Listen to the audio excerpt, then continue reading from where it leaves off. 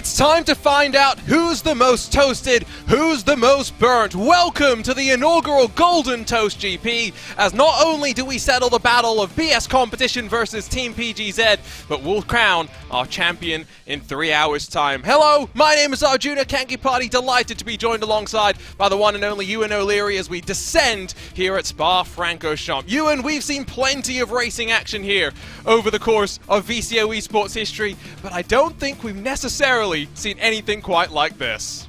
No, certainly not, and it's a great new format, a great idea as well, and very much looking forward to it. We see Spa a lot at this time of year, GT3s as well, so it's going to be a very familiar feeling for everyone. Just have a bit of fun over the next few hours. It feels a bit like a battle royale in many different ways. We'll talk about the format a little bit more. Let's just note off the top that late changes in the entry lists have meant not just Max Verstappen joining us on, I think, 2 or 3 hours notice, but Brody Kostecki is going to be joining the fun as well, someone who has plenty of experience here on iRacing as well as in the real world.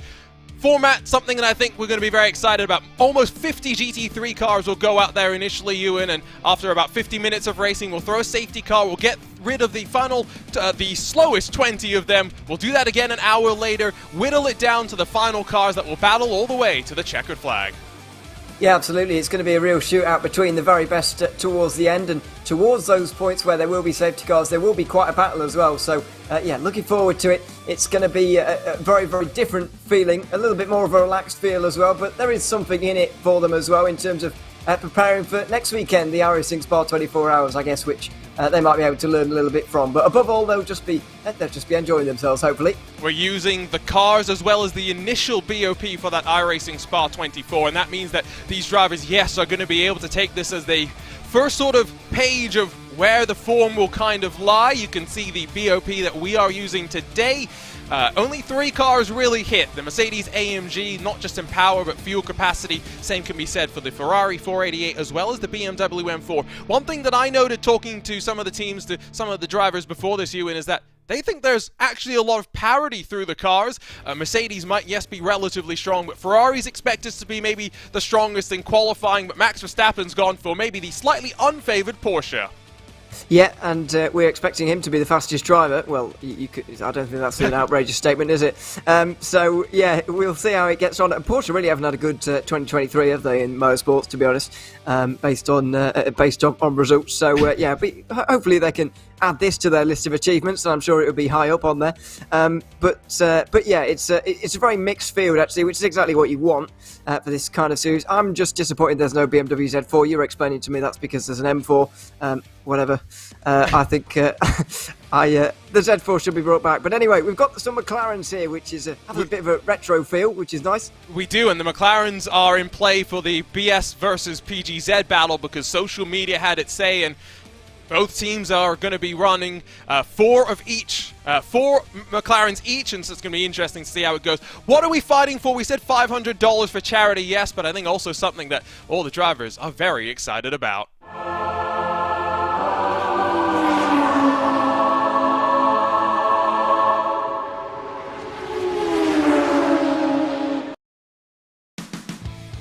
And so we head to Spa-Francorchamps, not just for $500, but for the Golden Toaster Grand Prix trophy as well. A working toaster. I've got to try and find a way to get myself one of those, Ewan. Yeah, I was going to say, are they on sale? Toasters, that could be a real money spinner. Anyway, it's going to be hard fought over, certainly, because we both want one and we're not competing, so goodness knows what it's going to be like for the ones who actually are.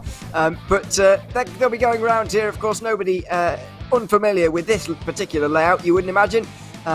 Doesn't eliminate any of the challenges that this circuit brings, but at least it's a familiar one that you see all throughout the year, especially at this time of year for whatever reason. July and August is Spa season.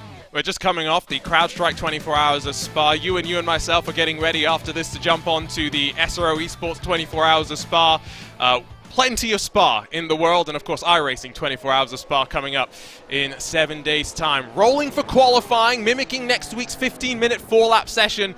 And drivers out there right now, Max Verstappen's going to set himself up, and we're going to ride around with a Formula 1 World Champion for a lap here in the Ardennes, and what a lap it is going to be. He'll ride us up in towards La Source, braking just after the 100 and down in towards first gear. Get as close to the wall as you dare and maximize the exit. We don't have gravel on the outside to worry about. You'll see drivers trying to very much take advantage of track limits, but this is where you've got to be brave. On the run down the hill, in towards Eau Rouge, on that crest up through Bravery, not a hint of a lift.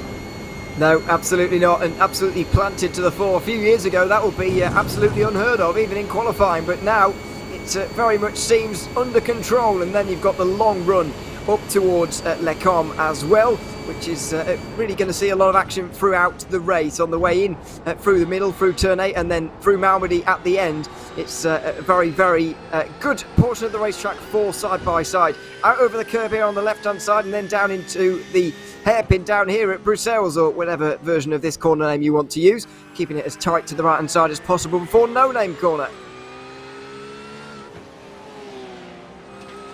Down through no-name corner you go, and then up on that run in towards Pouhon. Now called the double gauche, didn't necessarily agree with that change because it literally translates to a double left, but Max Verstappen more turning right with the rear end of the Porsche very much stepping out on him. Now in towards the Piff Path. You've got to be so tentative initially to set yourself up on the right, to be aggressive through the left. Look how Verstappen clambers over the curb. Now maybe one of the most important corners on the track, because your momentum out of here is carried all the way up towards Blanchimont, and Verstappen's about as perfect as you can get, not just initially, but on that run through the second part, through Curve Paul Frere. It's uphill from here. Blanchimont in the GT3 car, maybe scarier than Eau Rouge and Radion in my opinion, especially if your rear end's a little bit unstable, but Verstappen's committed, foot to the floor, and it looks pretty tidy with these open setups that Redline have brought to the party. What's Verstappen got in store for us in terms of lap time? Well, a 2:16.118 is the benchmark to beat. And Verstappen, out of that final chicane, runs his way in a straight line to the checkered flag. Not going to find an improvement, but what a lap it was. And it still would have been good enough for third if he was making a new lap time there. It would have been good enough for third, just behind Pinto and Kruenbach, who are within half a tenth of him at the front of the field. So it is still very, very close. That was Ruben Bonga just making its way up to fifth place, by the way. It just seemed that BS Competition are having a bit of a better qualifying than PGZ, I hesitate to say. You can see that on the left-hand side, by the way, the battle between the two teams. They're highlighted in blue and yellow, the respective drivers in that fight. Parker White's going to head off towards pit lane, which is not necessarily a bad idea. Although we don't necessarily have to worry about green flag pit stops with the timing of the safety cars. There's Daniel Ferguson in a BMW that is not adorned in the Pure Sims colors. To the line with not necessarily a lap time he'll be happy with. It's 39th for him. Wonder if he was one of the drivers to have been caught up in track limit issues, because that's definitely something you have to worry about at Spa. Yes, it's not as big of a problem in terms of off-tracks as it used to be, but it's still not easy to stay on around here. So something to note throughout the course of the day is Bernardo Ferrer makes his way over the line. That's another half-tenth improvement, but only up to 46. It's a huge grid, isn't it, here? Pretty much the absolute maximum we've got around here at Spa, which is fantastic. It's going to be a very, very busy opening hour, that's for sure. Yep, Andretti, one of those 4 PGZ drivers to keep an eye on. 51st, definitely not where he'll want to be, but it's a 16.387. Should be good enough to get him to 12th, and indeed slides his way forward in front of Go Vankini. He'll be the fastest of the PGZ representatives. Nicholas Laubisch, one of our Urano Esports drivers, that's in a BMW. I'm quite interested as to what the different teams have picked. We'll talk more about that, I'm sure, through the course of the day. Nicholas Laubisch will come to the line, one of the final drivers to get a time in qualifying. But are we shocked? The fastest man in the real world, the fastest man in the virtual world as well. Max Verstappen on top at Spa. Yeah, absolutely.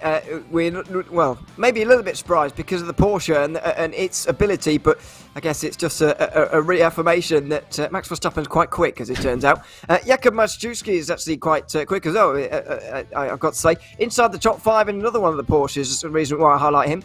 Yeah, a couple of good performances there, but yeah, maybe the Porsche's not as bad as everyone has thought it was going to be, because it's on pole and there's 2 inside the top 5. I think 3 inside the top 10 as well. or just outside the top 10. Govankini's 13th, so yeah, it's not terrible. Qualifying and racing pace are two different things at the end of the day, so very much something that I guess we're going to have to keep our eye on. But we are ready to go for the Golden Toast Grand Prix, not just to hand out $500 to our winner's chosen charity of choice, but of course for that prestigious Toaster Trophy. Here's how they'll line up for the 3-hour dash. Max Verstappen will lead the red line contingent from the front. With just 2 hours notice, a 2:16.118 good enough for him to see us to the green. He'll have Diogo Pinto, the former Porsche Tag Heuer Esports Super Cup champion, alongside, while BS Competition, in their fight against Team PGZ, lock out the second row of the grid. Jakub Machajewski inside of Josh Thompson, who is in a Mercedes for Team Redline. Look at that, 3 different manufacturers for the Redline cars inside of the top 6, just trying to figure out what they want to run in just 7 days' time. Alexei Nessoff alongside with Ruben Bonga as the Zebras show up strong. Sven Haase inside of Jakub Kwiatkowski, who's in a PGZ car, but not one that you necessarily will be tracking versus BS Competition, but one you should watch out for the paint. Sam Coiter alongside Leandro Andrerutti, the first of those PGZ McLarens. Then you got Govankini and Jorge Garcia on row number 7. Milan Rajkovic and then Florian Lebigra, 15th and 16th positions, while Brody Kostecki only 3.5 tenths off Max Verstappen with less than an hour's notice inside of Ascari Rene in 18th spot. Top 20 sees Petr Smeliak and then Rico Wenzel round out the field. Do note that Wenzel's representing PGZ, but runs under the Grid and Go Esports flag. Tristan Iglesias for Simufy inside of Tomi Catilo with Pachalis Gergis and then Gabriel Streitmatter 23rd and 24th. Only halfway through the grid and less than half a second to split them so far. Antti Ahola in the first of the Sim RC Porsches inside of Jesse Tekla. I'm not sure what kind of livery that really is. Lewis Woods, Parker White for PGZ and the Apex Racing Academy Mercedes, and then Jimmy Antunes and Astro Racing's Luca Perez round out our top 30. Danny Lorenko and then Ian Gagnon Renault, 31st and 32nd. At least one of the Pure Sims drivers checked the livery box before West Cooking Racing Adventures only able to serve us up at 33rd. Nicholas Laubish rolls alongside on row 17. Lucas Thompson, Marlon Ducek for PGZ, 35th and 36th, with Lassie Urine and Pablo Lopez, Anjan Amuthan, and then Premysław Lemenek through your top 40. Jack Sedgwick's lining up back in 41st with Timo Winter in the Team Hoising Velt machine alongside Dan Ferguson and then Nicholas Haida, 43rd and 44th. Cameron Ciucati is a late replacement in the number 20 for PGZ once again. He's got the GOAT, Flavio Saturnino, alongside before Brad Newman back in 47. I'm sure we'll lob some sends in that Falcon liveried car. Fernando Faria in 48th alongside. David Sampson, Patrick Hingston, Marcelo Castata, and then Arturo Melgar round out our 52 machines, with only Melgar unable to get a representative lap time onto the board. 2.3 seconds splits the field of 51, Ewan. Yeah, very, very impressive around a circuit as long as this one. We're looking forward to this race because it's got some quite high-class competition, or high-class names, hasn't it? That you might not expect, certainly for an event like this. But either way, everyone seems to be well up for it, looking forward to it, and we're looking forward to getting underway as well. Just wonder how they're going to approach the opening moments here, to be honest, because especially those at the front, because it's not exactly too pressing on them to make it through the first hour. One note is that we are not going to start after La Source like we will in a week's time for the iRacing Spa-24. Instead, we start just after the bus stop. There's a look at the 6 drivers that are sending us some webcams. You got Alexei Nessoff, Lassie Urinen, Ian Gagnon Renault, Josh Thompson, and then Jesse Tekla, Tomi Catala. I think those are the drivers that we see up there. Always great to see a few faces behind the wheels. I'm going to throw you under the bus, Ewan. Who comes out on top in 3 hours' time? Well, it's got to be the obvious Max Verstappen, hasn't it, really? There's no... Well, you asked me first, so I'm going to have him. It's hard to look past him, really, after qualifying. I think we're both going to think the two-time Formula 1 World Champion will see 3 hours of racing and be able to see the checkered flag first. They stack up through the bus stop behind as Max Verstappen gets the Golden Toast Grand Prix underway into La Source. BS Competition tries to find a way forward, but Verstappen and Pinto are having absolutely none of it. 2 by 2, they storm down the hill, and on that run in towards Araujo and Radion, who's going to be brave? Who's going to be smart? Red line trying to get single filed out, and BS Competition will filter in behind them, running up through the hill. A glorious sight to see. A tidy start after what we saw at the bus stop. Oh no, not Tiny. It wasn't until you said that. Someone went around at the top of Florian. Thankfully, everyone's going to avoid there, which is a big relief. I think it could be one of the PGZs actually. It was. But yeah, that's not good news. With BS competition here, as you can see, third and fourth. It was Garcia that's gone around, so it was one of those McLarens, and maybe the loose nature of the car on cold tires coming to play a part on that. Down through Malmedy we'll go, and now middle sector. Are we going to start to get things a little bit more battling? I think we are. 2 by 2 they'll go. Yeah, in the back of the field anyway. At the front, they've very much got themselves sorted out for now, but not back here. Bit of contact there between the Uranos and one of the BS competition drivers as well. As that will set off a chain reaction, and they'll be side by side a little bit further behind, with Govankini just defending in towards Puon for the first time. But yeah, it's a good start for most, I'm glad to say. It's been a pretty clean one considering how many drivers started this one. So just remember that at the 50-minute mark we deploy the safety car, and the last 15 cars get removed from the race in our first pass of the Battle Royale. After that, it will be another hour before we will get down to the final 20 that will fight in the final hour of the race. Should mean as well that we're not necessarily too worried about any sort of pit stops. Almost bump drafting going on there as one of the BS competition cars, Oscari Rene, trying to help a BMW on forward, as Florian Lebigra, I think, gets a helping hand. Yeah, and going to find itself on the outside at Puon with, Blanchimont. Good goodness me. Oh no, and someone's off in a big way in the background. And Tunes. Yeah, it looks like it. And that will be big damage as well. Oh, and one of the Fords, I think. It's a Ferrari. It was Koiter, Lemonik, and Muthen who all went off there. Another one of the PGZ contenders. More strife at the end of the opening lap. Verstappen will lead them. They're almost 3 wide into turn number 1 for 25th position. Goodness me, this is where it gets a bit nervy as well in terms of making it past these cut-off points where you are going to get eliminated if you're too far back. Already a bit of nervousness here, because generally in GT3s it can be difficult to overtake on occasion. When you get single file in a long line, everyone's got the slipstream, you can't really do anything, so the start's very important, and we're seeing absolute chaos at some points in the field off at the start. It's fantastic to see, for us at least, but you wonder how smart it is, and you wonder how many are going to survive this kind of racing as well. Ian Gagnon Renault, I think, got a slowdown penalty. He'll drop down to 37th position, not necessarily where he will want to be. Up front, oh, I say up front, this is still mid-pack, 25th position, almost 3 wide in through Le Cobb they go once again. It's behind Antiohola, where Streitmatter in that Grid and Go Esports car, not just going on the offense, but going on the defense as well. Another hellacious moment. Laubish and Ducek, I think, getting tangled up. We've got plenty of free plays to work our way through. We certainly will. I reckon that's at least 5 cars now likely out of the race, or if they're not out now, then they will be eliminated in about 45 minutes time because of the amount of damage they've got. I think Dimian Tunes is already out of this race, confirmed after hitting the wall really hard at Blanchimont. Yeah, and a few more towing back to pit lane, but that's at least 4 drivers with pit stops already being made.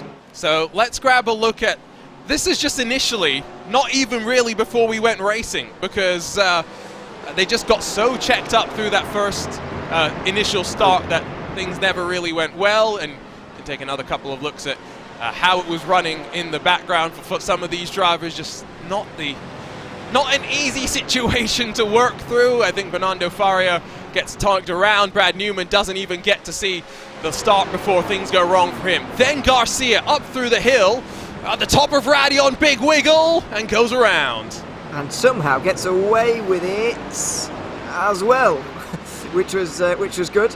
But I think it's exactly what you said, Arjuna, at the time. The cold tyres, the looseness of that McLaren, coming back to bite him entirely, and it's spun him around. Less lucky, unfortunately, for Dimian Tunes, who found himself in the wall, and then another McLaren in the background with one of the Ferraris having a moment of their own, but that was on Tunes on the curb by the looks of it.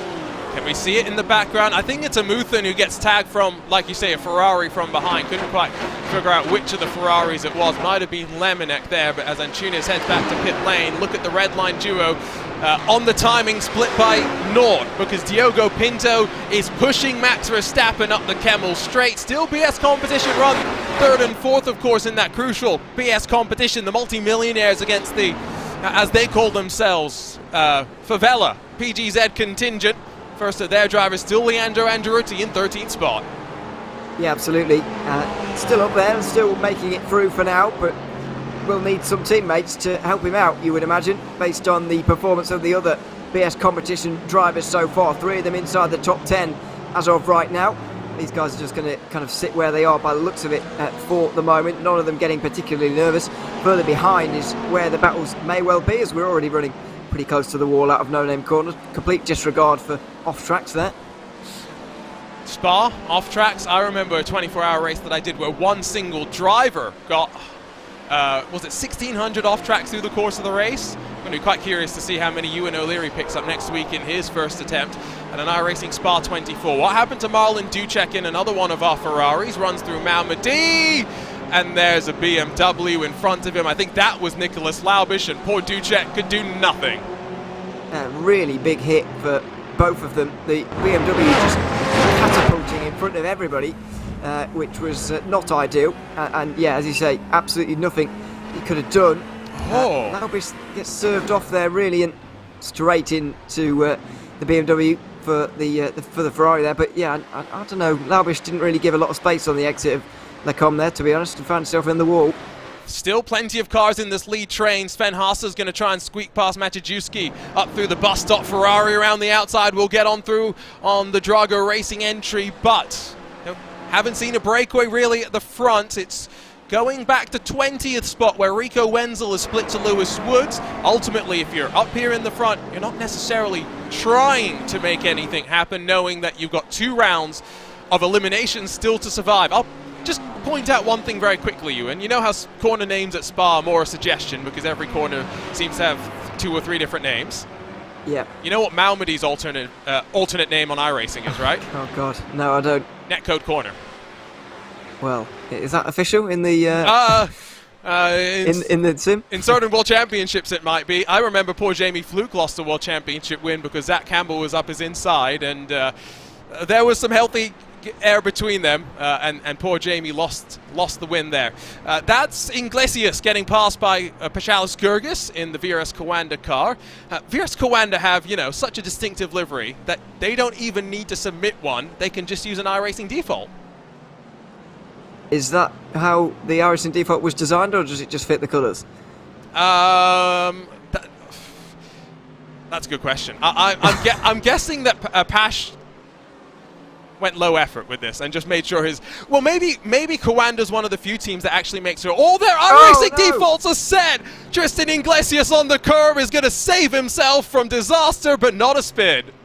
No, and he'll go around probably into the bottom 15 as well, by the looks of the amount of cars that are streaming past him right now. A pretty careless error, you've got to say, dipping your wheels into the grass like that, but yeah, he'll certainly pay the price for that. Way down the order now. Where has he found himself? I can't even find him at the moment. 36th position, I think. He might be all right, actually, yeah. The field's bigger than I thought, so despite the fact about 20 people just went past him, he might still be all right. You know who is not all right? Antiohola, but he's not the only one. Absolute chaos out of the final corner, and we'll take a look at what happens here. I'm not even sure who all is involved. There's a PGZ Mercedes. Ahola gets tagged from Tekla behind, and then another car comes across. Parker White squeaks on through. Craziness. Are there going to be 15 cars left to eliminate by the end of this? That's a good question. I have a feeling they might already all be in pit lane, to be honest, maybe more than 15 by the end of the opening hour, because the rate at which we're seeing people spin around and hit each other at the moment is high. And there's another example. Gomankini round at the source. And he'll be able to spin himself up in the FAF-plaid livery car, but now he's got a train forming behind him that's going to potentially catch him and swarm him on the run up in towards Araujo and Radion. That's Lewis Woods in the PGZ Mercedes. That, your eyes do not deceive you, is missing the front end of the car.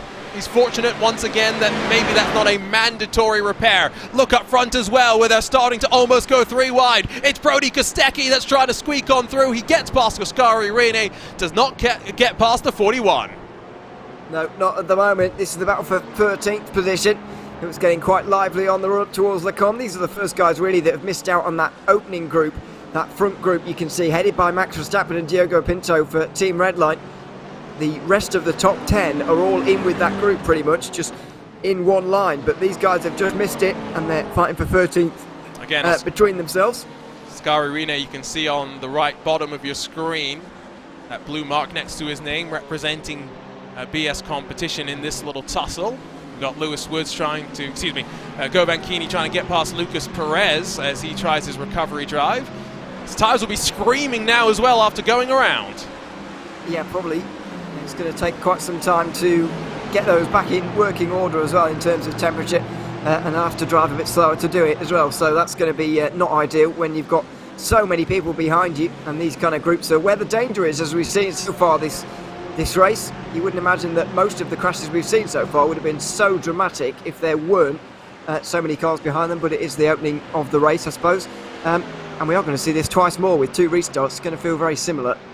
So to your point about how many cars are we going to have to eliminate, Antunes, Jucek, Gagnon, Renault, Tekla, Laubish, those cars, Laubish is out on track, but the others all down on pit lane as aggressively to the inside. Lucas Perez chops the nose off Lucas Thompson. You got Sindre Setsos trying not to be swarmed by Tomi Katala, Parker White. This is what these little battle packs will do. Govan Keeney goes around as well, but this time it's on the outside of the track, and fortunately not going to take anyone with him.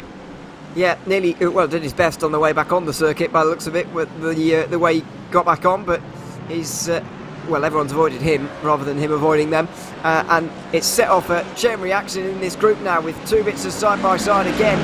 Very close on the run down the hill between a couple of the Mercedes here, and they're going to have to get themselves sorted out, and they do. They might have Brody Kostecki to deal with. He's stricken and in a terrible place, but fortunately able to get back to pit lane before anyone else is taken with him. So much going on, this frenetic format that was effectively designed for this, to bring this level of chaos and make sure that we don't leave Spa with any semblance of voices after today. They'll continue to fight, and plenty of fighting to be had. Let's try and take a look at a couple of different moments that have just taken place. First with Iglesias, because he shows how narrow the margins are at Spa. Yeah, at some points in the circuit, well, I guess they could have been narrower because it may not have been tarmac all on the outside of Pouhon, but even so, yeah, a small error resulting in a lot of positions lost. And this is Govan Keeney, kind of did that to himself actually by hitting the back of the McLaren in front, and then I think that was Kostecki who got really hit in the Ferrari, and maybe that contributed to his spin at Eau Rouge a couple of laps later. Yeah, this is the second bit for Keeney, who that's going to be on the outside with Perez, and I think he self-clears himself in many ways. Quick look at then what happened with Brody Kostecki, and it's going to start as ever down through La Source, where he's able to run out wide because we've got no gravel in the version of Spa that we have on iRacing. A look up the inside then by the stealth black BMW of Florian Lebigre, who gets on through initially, and surely there's going to be some contact at the top of the hill, and that's a big one. Very big hit there, and somewhat miraculously avoided by everyone as well. Parts of the Ferrari strewn across the road as well, but really big crash for Kostecki. That's going to be a very long time on pit lane, you would imagine. He's probably going to be out of the race as well, but it was all a bit bad-tempered on the run up the hill really there, and unfortunate for Kostecki that he's the one who's out the race. So we've got what? Is it a 12 car train at the front effectively now that is continuing just to bubble up? Confirm that Kostecki joins Tekla, Gagnon, Renault, Jucek and Antunes. So 5 cars that we think we're somewhat safe in saying are going to be eliminated. It means 10 more. Still somewhat left to be decided. This is then some of those drivers that do not want to be inserted into the mix. 28th position. They've got a bit of a buffer, but not much. No, they certainly don't, and they might be thinking about it a little bit later on as well, because time's going to catch up with them pretty quickly here. If you're just scraping it through the first part, I know there's a safety car, but if you're just scraping through the first part, then you are going to have a lot of work to do during the second portion of this race, and so you might want to be thinking about that earlier on and try to make up positions while you can, but then there's always that risk that you have contact and go for a spin or whatever it is, like we've seen a lot so far in the early point of this race. So they'll have a bit of a balancing act here, well, these guys in this particular region where they are through for the first bit but not the second as of right now. Absolutely. And I also tend to think that if you are in this situation, have one free fast repair at some point during this race. You've got to make sure you don't have to use it in the first pit stop. You would ideally save it for a potential bigger crash before a second pit stop, or just to make sure you have any sort of damage relieved from your car. Remember, 52 entered this race, so a big field got underway and very much getting whittled down at this point, you'd say. On board with Lassie Urainen, taking a look at the eyes as well. As ever, sim racers, calm, cool and collected. Yes, they don't often say a lot with their face, it's got to be said, but we do like seeing the lack of emotion as well when we're having a look here on these broadcasts. Big concentration at the moment, although this particular view doesn't allow us to see the actual screen cell. Tommy Catalers does, and he seems to have got a surrounding curving screen, as you can see on the left hand side there. He's got a look as well at Pablo Lopez, GoPro Lopez himself trying to chuck a move. We had a nice little chat with Pablo on the VCO Esports studio this past week. Encourage you to check it out after the Golden Toast Grand Prix. But he was talking about how he's effectively been a full-time sim racer now for going on almost 6 years, which is incredible to think about. And of course, full-time sim racer doesn't mean competing full-time, but being around and involved in the world of sim racing. Part of that initial VRS crew that went full-time. Flavio Saturnino has been involved in an issue and finds himself done for the day, I do believe. It's coming in through the run up towards Blanchimont. He's got Brad Newman behind him and just gets the rear end unsettled. Very easy to do out of Stavolo, it's got to be said. I'm not saying I've done that in the past, but you can make your own mind up whether that's true or not.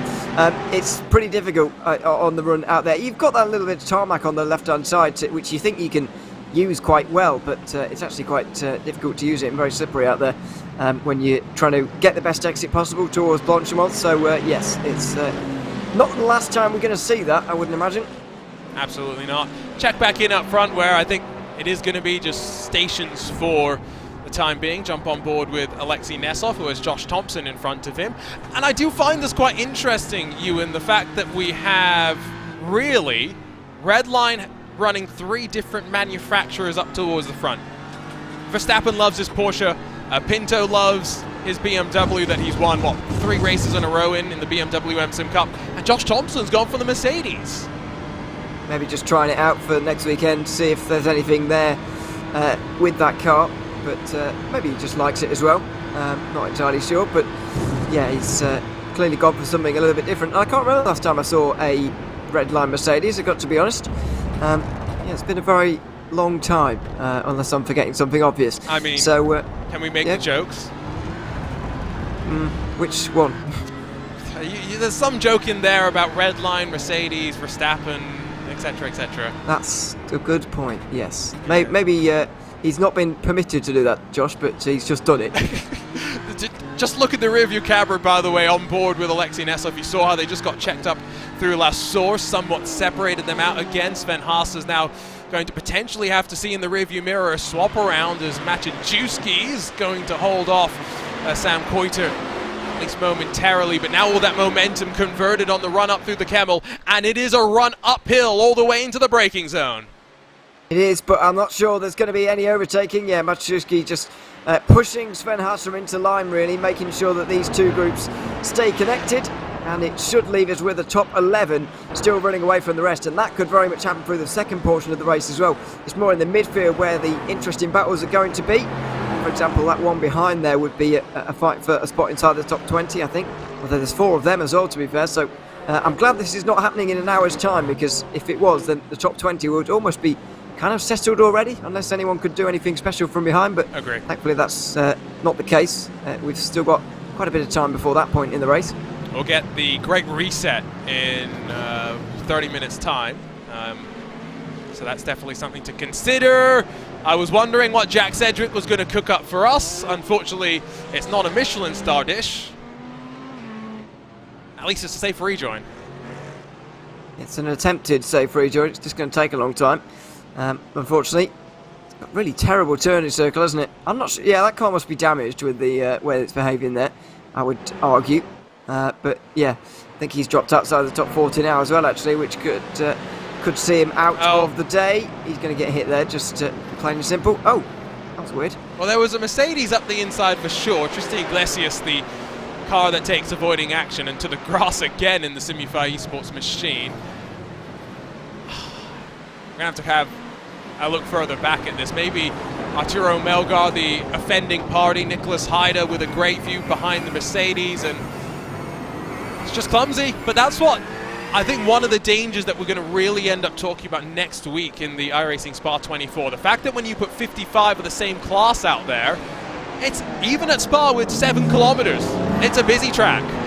Yeah, and it means that basically the only speed difference between the cars is in the corners. I know there's different straight line speeds on the straight, but it's 5 kilometers here or there, maybe kilometers an hour on the straight. It's not a lot. So a lot of the time is made and lost in the corners, which makes it very dangerous throughout those corners on occasion, and that's something that everybody is going to have to deal with all the same. Max Verstappen just went a little bit wide at La Source on that lap, but luckily for him, he's got Diego Pinto to just push him into the lead again and again, which he has done multiple times so far. He has been struggling a little bit. Out of La Source was wide again, and so just keep an eye on the body language of that Porsche. Is the tyres maybe struggling? Stripe-Master alongside Lebigra on their run up in through Lecom. The Grid and Go Esports car goes confident around the outside. Beautifully done to be able to swoop into 17th spot. Behind Lorenko in the Urano Esports number 19, gets in front of Petr Smeliak. But you can see that if this was in an hour's time for the final cutoff spot, there's no drivers in this equation necessarily missing out, but they've got the likes of Lewis Woods behind that would be trying to close and make sure that they would be reinserted into the mix. We've got the McLarens of Reina Talvar, Felix Quernbach still running 3rd and 4th positions. You were disappointed not to see a BMW Z4. Are you at least mitigated by the fact, or somewhat happy about the fact that there's a fire-breathing McLaren still? If it is a thing that a person can have, I am mitigated, yes. Yeah, I realised that was not really the right word, was it? I am... it's a consolation to me, yes. There you go, that's the one. It is. No, I really like the McLaren as well, actually. Not quite as much as the Z4, but I do really like the McLaren as well. But it just feels a bit old these days, doesn't it? I've got no problem with that, by the way, but it just feels a little bit retro. And of course, the famous fire out the back that used to get so much chat back in the day about the way that it decelerated off power. But anyway, it makes an appearance every now and again for the iRacing special events and some other one-offs as well. And I for one am very glad about that. I would not want to be the poor soul that has to drive this car for 24 hours, though. That is potentially an unfortunate fate. Petr Smeliak is going to head to pit lane, so not sure what's gone on here, but it's going to drop him potentially out of consideration, given there's a big old choo-choo train that's just funneled in towards turn number 1. Try and get confirmation on where the cutoff point is, but with, what are we at? 7 or 8 confirmed retirees? We're starting to add them up.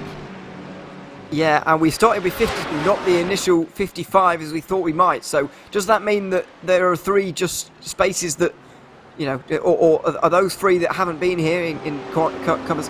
Have they already been eliminated? If you see what I mean? Good point. Or is it 15 from now? And we'll have less than 20 for the end. I don't know. So we'll figure that out as well. That's one of the most odd retirements I've seen. That's Patrick Kingston in a very pink BMW on board. He just nopes out of there. Yeah, I don't know what that's about.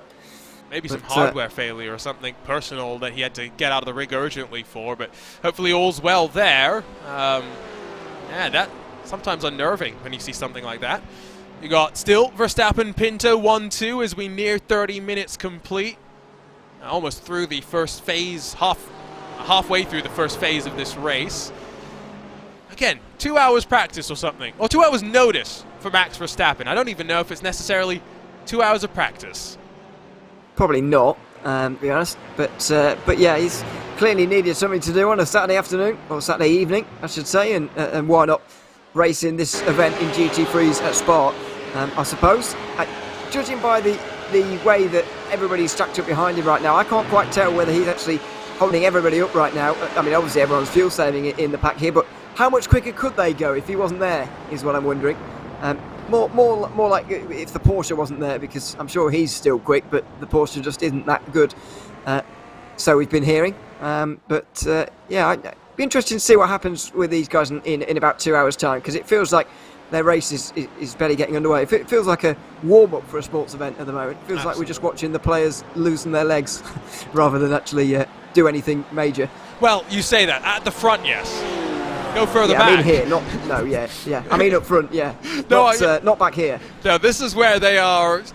They didn't get time to warm up, and so now they're all pulled hamstrings and whatnot, and very much getting a little bit physical. We've seen plenty of issues here. So again, confirming the retirees: Patrick Hingston, Flavio Saturnino, Brody Kostecki, Jesse Tekula, Ian Gagnon Renault, Marlon Ducek, and then Jimmy Antunes.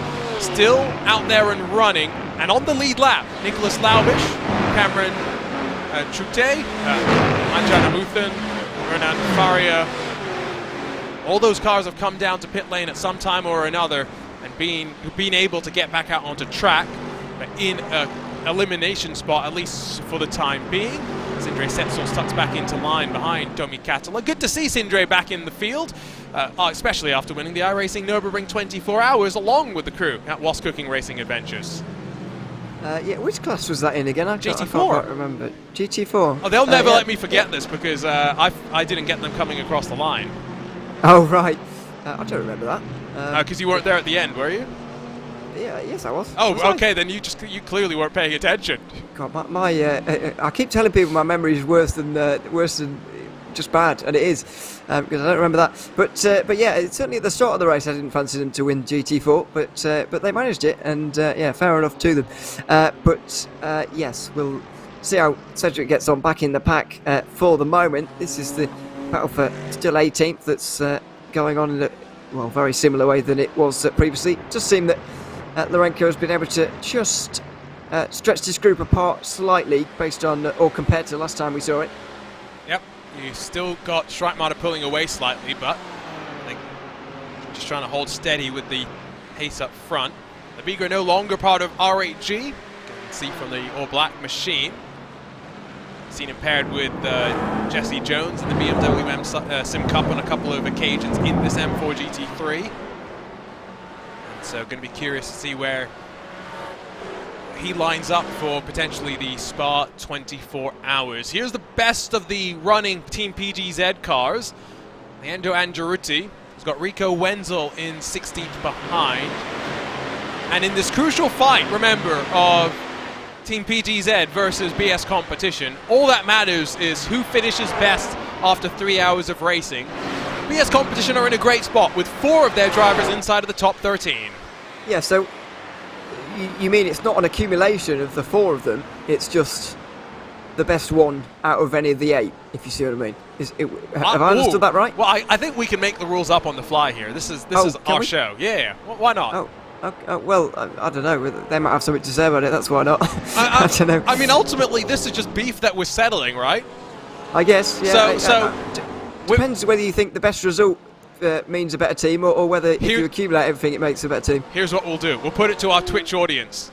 Twitch.tv/VCO Esports to get involved. I'll hope that Florian is listening and put up a poll.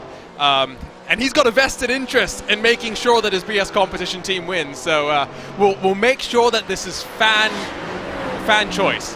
Should it be the best finishing driver or the total positions? Should we add them up and the lowest score wins? I've got my personal opinion. What does the... Yes, well, yeah, I've got 2 opinions. Well, there's only 2 options. I've got 2.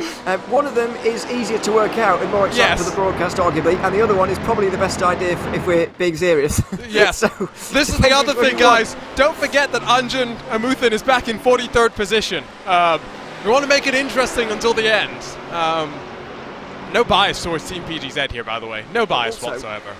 Yeah, can we nominate 3 volunteers to just get out of the way so he can be in the top 40 at least? Because outside the top 40 is a disaster, completely. It's not a bad... Maybe there are some PGZ cars who are not part of the 4. They're going to have to make the call to say, sorry guys, I'm done, we're going to let you go through. Totally not saying that's actually what's going to happen. I'm just trying to say, think through this choice when you're suggesting what you believe we should do. Still Talvar, Kornbach third and fourth. They'll be pretty happy with what's going on. When we talk about fuel saving as well, Ewan, it does mean that I've said that there's not too much strategy going on because everyone's going to come down to the pit stops around the same time. But what it does mean is in that final hour of the race, let's say we come in, the safety car is triggered with 10 minutes to go before the top of the hour. It takes about 4 or 5 minutes to get around here under caution. So you come into the pit lane with 65 minutes to run. Are you going to have enough fuel to get to the checkered flag from there? That's when maybe we have to talk about strategy. Well, yeah, it depends whether are they allowed to come in under the safety car in a normal IMSA kind of way. Yes. If not, then it would be green flag stops, I guess. But just after the safety car pulls in, they should have enough to get to the end of the safety car period, even if they're not allowed to pit. But you wouldn't imagine that's going to be a thing that they'll have to do anyway. So, yeah, that will be a concern because, as you say, they will be pitting with roughly an hour and 5 to go, probably. And that's quite long around here. And, of course, fuel saving does still matter at this point, I guess, because if everyone comes in all at the same time under safety car, then shorter pit stops will prevail if you've got a bit of fuel left in the tank. Obviously, you can't fill more than you've got in the tank, and so you'll have less litres to put in, and that could leave Max Verstappen with a few positions lost if everyone's nose to tail on the way in. I do have to ask you, and who are you rooting for here? The multi-millionaires BS competition or the favela Team PGZ? Am I supposed to be rooting for either of them? I mean, you're allowed to be biased. I don't really have a... Oh dear, what's going on here? Oh yeah, I thought... Yeah, that's an odd place to be. Oh, goodness gracious me! Felix Kornbach at Blanchimont has gone absolutely spaceship status. He's going to try and get the fuel burning to get out of the way, but BS competition, we're just talking about how they had 4 in the chamber. They're down to 3. They are, and that could leave us with 3 versus 3 at the 2-hour mark here, which will be interesting. But there's 2 drivers now who have gotten out of the way for a movement, so maybe it is going to be possible for PGZ to get 4 in the top 40. Let's see. It's a big accident though, wasn't it? And you can see why the rear left is completely toast, if you don't mind the pun, at the end of that. Nicely done there. Now no, there's no contact. Thompson's close, but that's just the McLaren being vicious and spinning Felix Kornbach around. That's a hard one. Yeah, very, very big contact indeed. And a big shame as well, I've got to say, for us, with BS competition having one of their drivers out, you would imagine, at the end of that. Lebigra, by the way, has gone back to the pit lane as well, so we now only have 40 drivers, sorry, 39 actually, who haven't been in the pit lane, even less, 38. So, yeah, the field very much spread out on that cut-off line. Unfortunately, it's not going to be quite the big battle we were hoping for, actually, at the end of the first hour. There have been some drive-through penalties. Don't forget, you can go to Pablo's Twitch to see not just Pablo, but Florian acting as race control. Up and under from Lassie Ryan as he tries to get past Pablo Lopez. Sindre Setsource has been able to get past the PGZ driver, and Urainen is able to do so down the hill. Yeah, absolutely. Great point in the circuit for racing, it's got to be said. That opening or opening part of the middle sector here at Spa does provide absolutely fantastic racing, but it is for positions a lot further down. These guys more with their eyes towards an hour's time, where we'll be 15 minutes away from the final cut-off and the final 20 that will be taking part in the race to the flag. But for now, they are of no concern really, and they just need to get to the end here without crashing, which has not been something that everyone's been able to manage. No, by no means. Drivers who haven't been penalised, by the way, Smeliak, Melgar and Faria, 3 drivers that I've confirmed have gotten drive-through penalties. And again, go over to Pablo's Twitch and you can follow along with the actual race control. We'll have to dive up towards the front once again because I think Josh Thompson is maybe starting to get a little bit antsy behind Rainer Talvar, trying to make it potentially red line 1, 2 and 3. What a charge that would be. Absolutely. Be fantastic to see. Big block on the brakes there from everybody in towards La Source inside the top 10, and even, well, I thought they were going to go side by side there, Verstappen and Pinto, but they stayed single file. I wonder how much they'll be helping each other later on and how much they'll be fighting with one another, because we really don't see it very often, but after all, it's a very individual thing, a very individual win, isn't it? So, yeah, Team Redline wouldn't get anything from it, so I wonder what's going to happen between them. Does Max Verstappen really need another toaster? I think that's the question. Another? Depends if he has one. Yeah, well, I'm sure he's got at least one toaster. I mean, remember, we're talking about someone that people were saying put a sim rig on a plane, so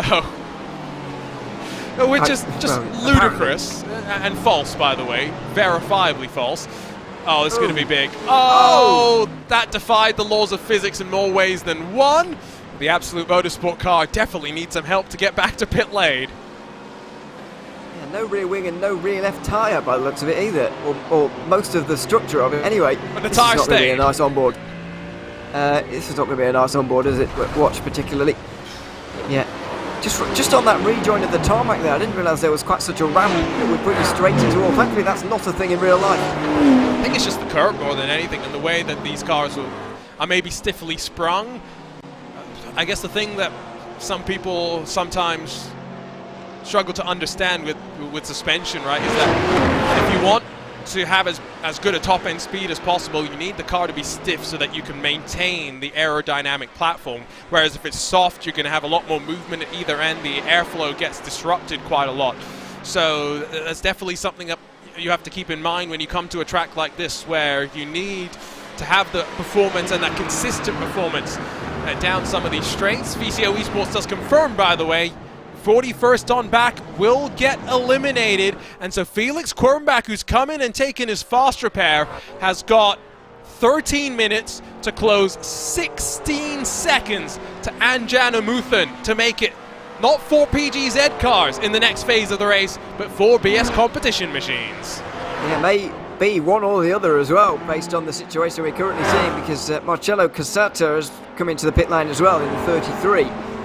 So that is not ideal, and that's another driver who was inside the top 40 now out of it. Maybe we will get a bit of interest for this position then, because I personally thought we weren't going to see any actually with the attrition rate we were seeing, but maybe we will get a fight for the top 40 in the end.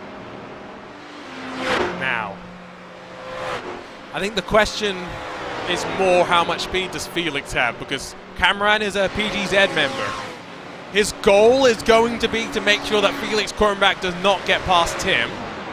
If Amuthan can stay in the draft of Jack Sedgwick, he might be in a pretty comfortable spot. Sedgwick's only 3 seconds off the back of Bernardo Faria, so there's potential there to maybe slip back into that sort of gap, but we'll have to wait and see how things play out into that second phase of the race. Still Verstappen from Pinto, and then Talvar, but the change is for fourth, where Thompson now sits in front of Nesov, Haasper, Machajewski, and the rest of the field. You can see that it is starting to get a little bit more splintered a good 40 minutes into the race. It is, and that's not a particular surprise, but that's why we've got safety cars. It's not just about eliminating drivers throughout, we've also got a safety car to get everyone back. And by the way, if anyone makes it through while also being a lap down, I can't see that happening, but if it does, they will get a wave around back to the lead lap. So that's just something to note in case people get really strung off the back in the next 10 minutes. I can't see it happening, but just in case it does, they will get a wave around. I mean, are you getting yourself mentally ready for about 20 minutes from now, when we're going to go racing once again? If that initial start was anything to go by in the first 20 minutes that we had, we're in for something. Yeah, if I'm honest, I'm hoping that we get a bit more of a fight for the cut-off point in the second point. I'm sure we will, because it's for 20th, not 40th, which is a bit more important and a bit higher up the order. So I'm sure we will get that. But the attrition rate's been so high early on here means that we're barely seeing a battle for 40th place. Maybe having the bigger elimination first would have been better, given the amount of cars we've seen out. But obviously we weren't to know that quite we'd see what we have seen in this race. This is the beauty of VCO. We're going to try out the format, we'll experiment, we'll make it work.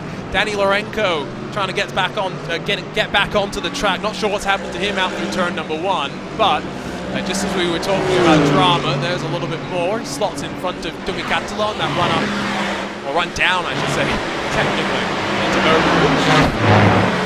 into pick up what happened to him as they go onto the brakes. Uphill, don't forget, into La Source. He's behind Pashalis Gergis and just overdoes it by himself. That's a slightly bizarre one, but it's not going to cost him too much. I don't even know if he lost a place there. Oh, he did, as you can see. But quite a few indeed. But yes, not ideal. Pretty clumsy. Pretty small contact, resulting in that spin. And yeah, certainly did lose places, as you can see. By the way, Lorenzo Bonder's laughing at pronunciations, I'm going to guess, of Bernardo Faria. I'm guessing that's a Portuguese name, or a Portuguese language name. That's we need teaching on how to say, quite clearly, because I think he's laughing at us. Oh, I think... let me look at the schedule for next week's iRacing Spa 24 Hours. Let me take a look at that. Sindre Setzel still runs in 23rd, and I said good to see him back, of course, after his victory at the Nürburgring 24 here on the iRacing special event calendar, but of course someone that we've seen go out there and be racing quite regularly in... Oh, sorry, I got distracted. How has Amuthan lost the front end of his car? He had one job, not die. He did quite literally have one job, and unfortunately he's not done it. So, yeah, well, this is a big battle now with the Ferrari just behind, and that is Chugtai is just behind, trying to get into that 40th place. This is the final 8.5 minutes now, by the way. It's getting quite serious, isn't it? And this is the final spot in the second phase. And Quirnback's now only 7 seconds back. Oh boy. We're going to have some tension all the way to the end. You surely feel it. Let's take a look at what happened to him, because if it's in towards Blanchimont, I think we know what's going to happen, and we know it's not going to be pretty. Looks tidy initially, grabs a little bit of the curb, unsettles the car. The front end went airborne, and we never saw it again. But that was big. That was, and he'll do a very good job to keep... And the Ferrari actually got through, by the looks of it. It's just that slight bit of curb on the inside. You really wouldn't want to drive this car for 24 hours, would you? Really wouldn't, based on the way it's behaving. I mean, I love the look of it. It sounds great, and it does look good to drive over the course of a lap, but you would not want to drive this next weekend. So, we're going to have to see what the lap time is going to be for Amuthan this time by, and compare it to Quirnback, who did a 2:17.891. He was the fastest car on track last time by. What's he going to have in store? You can see him just entering into the braking zone behind. Amuthan out of the chicane, a 2:20.927. So that's 3 seconds a lap, which means that if Max Verstappen is currently heading up in towards the pit path with 3 to go, it's more about the clock though than the laps to go. That's why I'm trying to figure out, is there enough distance for Quirnback to be able to cover? I'm sure in the rules, I say that like there's an actual formal rule book. The way I understood the rules is that at the end of the lap in which that time is crossed, then it is the moment, and everyone on the lead lap has got to cross the line before the caution goes out. It's not on the minute, on the second, if you know what I mean. I mean, so I agree. But so the laps do matter, is my argument. They were trying to figure out how the safety car process was going to work. I say this morning, a couple of hours before the race.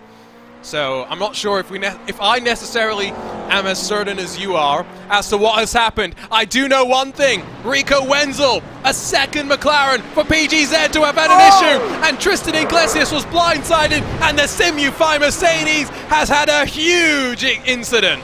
Well, and that could be the end for the PGZ McLaren. Well, it could be the end for both of them. The McLaren certainly has a lot of damage. I think Iglesias might be able to get to the end here, even if he is damaged. Wenzel's on pit lane, straight away as well. Yeah, so that'll be it for him, surely. Surely he's going to be below. So who's going to make it now? Well, Quirnback surely is going to. I think that means the battle that we were tracking is all for naught, because Quirnback not just will get up to 40th, might even get 39th. We'll have to wait and see. See if we can figure out first, by the way, what happened to this Rico. It's not a mirror image, but it's pretty similar. And he doesn't really rejoin the track as he should, I've got to say, because, be careful. It's a very, very difficult situation here for Iglesias, who's unsighted. He's getting out of the way very late, and then there's the clip. If anyone said initially that Iglesias could have done better there, You tell me what he could have done. Yeah. Even when he was on the grass with no control, he does about as good a job as you could expect. Goodness gracious me, when they go at Blanchimont, they go big time, and two PGZ machines are found out in quick succession. Now, because Iglesias is actually still out on track, Quirnbach's still only in 41st position, but he's only 3.5 seconds now off the back of the car he needs to get past. And so, is it 2 laps for these guys, or is it going to be 3? I'm not sure where they are in relation to everybody else. I think it's going to be 2 laps at the line for the leaders. So 2 laps at the line for these guys as well, but they're still in the first part of that. I do wonder, now that they're both going to make it, are they going to stop fighting, and does that slow the rate of closing for Quirnbach? Quirnbach's still 41st, remember. He's not making it right now because Iglesias is still out there. Yeah, that's what I mean. So are these two not going to fight any longer, so Quirnbach can't catch either of them, and he's going to be eliminated in 41st? Oh, I think you see it. It's very strategic right now. Cameron is sitting in 2nd, and so if Felix is able to close, there's some rear gunner action that could happen right here. Oh, so you think they're working together at this point? They're both PGZ drivers. They've got to work. If they do not work together, one of them is being banned from the Discord after this. Well, my days! Look, see what I mean? They're definitely fighting here. Oh! There's nearly contact. Oh, dear me. PGZ drama. There's going to be an inquest after this, and maybe something else has happened, because Arturo Melgar's heading off down towards pit lane. Now, is that a drive-through penalty from race control? Because if so, it's not going to mean that these drivers are going to cycle through in time, because they're still not even up towards Blanchimont. They're way too far back, aren't they? So that's not going to matter particularly as long as Melgar doesn't come to a stop. He has already made one drive. Oh, he has stopped, yeah. So is he trying to get this out of the way before the safety car finishes? Is he trying to stay out under the safety car? What a clever guy. He's going to come in and he's going to come out in front of these drivers. So I think we're heading on to what will be the final full lap for some drivers. It depends on when the safety car is thrown. And Felix Quirnbach has got target acquired. 2 seconds faster the previous lap. 2 more seconds to find. Well, this is like NASCAR stage racing now, isn't it? Everyone's going to be in before the 40-minute mark or the 50-minute mark, sorry, to stay out under caution and whatever. There's waving around from a movement again on his teammate. Quirnbach's going to catch in time, isn't he? If this lap's not the final lap, and I don't think it will be for these 3 anyway, then he's going to catch in time, it's all going to kick off when he gets there. So, clock's ticking down. Remember, 50 minutes into this race, safety car comes out. Those below 40th position are eliminated in the fight of PGZ versus BS competition. Both entered with 4 McLarens. One for sure has been dropped. Rico Wenzel, with a monumental incident, is going to be eliminated for PGZ. Felix Quirnbach wants to try and make sure there are 4 zebras up against 2 PGZ cars in the second phase of the race. Absolutely. And if it's only 2 remaining for PGZ, then it is a disaster, and we're going to have to change our rules. It's got to be the best performing of each of their drivers, hasn't it? Because we can't do a combination one anymore if that happens. So yeah, we're just going to make the rules as we go along to fit the situation that we're in. As I do believe, those leaders in the bottom right have gone on to their final lap now, and these guys will do the same when they get there. You can see they've been splintered up a little bit as well up towards the front, which I think is a promising mark for us as we head into not just this second safety car, but potentially to the end of the race as well. Now, 50 seconds to go. Lemonek is headed off to the pit lane as well from 32nd position. Clock ticks away. Quirnbach not even technically into the heavy bit of the draft that he's searching for. And yeah, he's certainly close enough to be a factor in this one.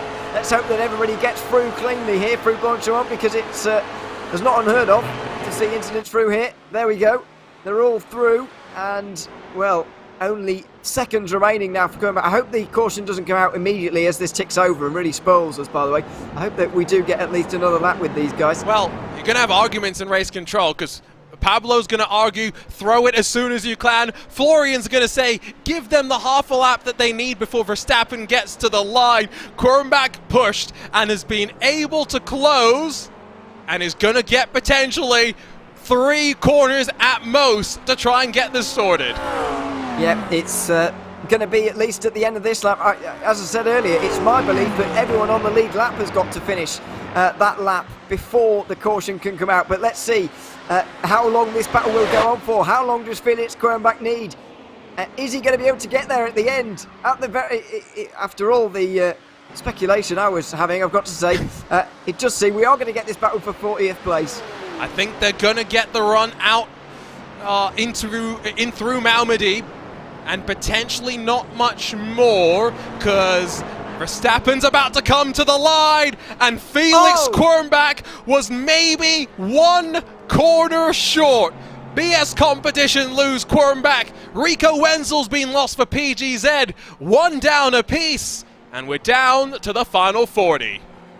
Yeah, we are indeed. Quirnbach will be very disappointed because he was running up inside the top 5 throughout the entirety of that. Pablo had his finger on the caution button there, I'm sure, for ages. And almost as soon as Max Verstappen could see the start-finish line, it was waving. And there we are. That first phase of the race comes to an end. So Quirnbach just misses out by a very, very small margin. So as they cycle through, it should now mean that the drivers have 2 laps under pacing. They'll cycle around for 4 minutes, head down to pit lane and probably get some fuel, and then that second time, which is their out lap, will also be the lap where we get ready to go racing once again. Why don't we very quickly see if we can take a look at some results out of that first section. Can see that red line still 1 and 2, but Thompson passed by Nessoff at the front. But more importantly, you'd have to say that for BS competition, both Talvar and Bonga in the top 10. They'll be delighted to see that. For Leandro Andaruti, the first of the PGZ drivers, only a couple spots in front of the third BS car of Oscari Rene. Other notable names, Lewis Woods, I saw some support for him in our chat. Parker White for the Apex Racing Academy, able to close up as well. Handful more drivers, of course, that in this top 40 will get one more chance to advance into the top 20. These drivers will be eliminated if they're in the same spots in an hour's time. The likes of Danny Larenko, Sindre Setsos, Pablo Lopez, and even more notably, maybe even Jorge Garcia. And then for Team PGZ, miraculously, even with no front end, and Janamuthan able to hold on to 39th spot and an opportunity to get his car fixed up. Yeah, and he'll be down on pit lane for a very long time, you would imagine, getting that all repaired. Start probably at the back of this field by the time we get going again, but even so, he'll be very glad to see a new front end on that car. Of course, he's got a bit of catching up to do as well to this safety car train that's slowly making its way around. It's still a good 15, 20, or half a minute actually off the back at the moment. So yeah, he's got a bit of catching up to do. Now let's go talk about the drivers that will not be part of the next 2 hours of this race. Felix Quirnbach, Nicholas Laubisch, along with Rico Wenzel. Major drivers that we'll expect to see next week that we'll have to now just watch from the sidelines. Absolute Motorsport, we saw the odd incident for their Mercedes. Florian Lebigra, the ATRS Esports pink BMW, Saturnino, Kostecki, Tekla, Gagnon, Renault, plenty mixed up, including Ducek and Antunes in incidents in the early phase of the race. So again, did not see the full complement of 55 take to the green, but it's still Max Verstappen that leads us for this very first Golden Toast Grand Prix. Got Diogo Pinto behind him, Reina Talvar, Alexei Nessoff, and Josh Thompson. So get ready to head down to pit lane and potentially see a bit of a change up in the ordering. Potentially so. Well, I'll say potentially actually. I'm pretty sure there will be actually, based on just what we've seen in the first part of the race. Max Verstappen going around at the front, pretty much hell for leather. I don't imagine he would have been doing much fuel saving, but back in the pack of the top 10, the front pack I mean, there probably was a lot of fuel saving. There certainly was a lot of lifting and coasting going on, so they're going to have quite a lot shorter pit stops, I would imagine, than some of those up front who will have used more fuel. But we do know that everybody's going to be in here, and it's going to be very, very busy on pit lane. I guess the one thing that we don't get with the safety car pit stops is opportunity to practice pit entry under green, because it's not the easiest pit lane by any means, and so as we filter our way on through, it's going to be a busy time for the crew. We're not using the endurance pit layout either, which means that these drivers Not necessarily going to be tortured in pit lane, but going to be a bit of a mad scramble. These GT3 machines are able to take tyres and fuel now at the same time, I think much to the chagrin of Ewan O'Leary and myself. Yes, we've spoken about that many times before. I mean, for this it's fine, isn't it? We don't really care, but for the Spa 24 Hours next weekend, we certainly do care, and we will be talking about it a lot, and I apologise for that, as everybody tries to find their spot here, despite doubling up in some occasions. There you can see, looks a bit awkward, but that's fine. Let's see who makes it out first. It's going to be now all about fuel, I think, because it doesn't take that long to get the tyres onto the cars. Also, in terms of weather conditions, it's pretty optimal. It's only going to get cooler from here. Don't think we're going to see anyone gamble, though, and take no tyres in the final cycle of the race. Verstappen, after leading for so long, as expected, will not be the first to depart. Instead, it is going to be Reiner Talvar that will lead us away. Diogo Pinto slots in behind. Verstappen, Nessov, Haasper, and then Thompson filtering out as well. No major changes necessarily, other than the fact that Jack Cedric has scored as leading for me currently. I'm not sure exactly what that's all about.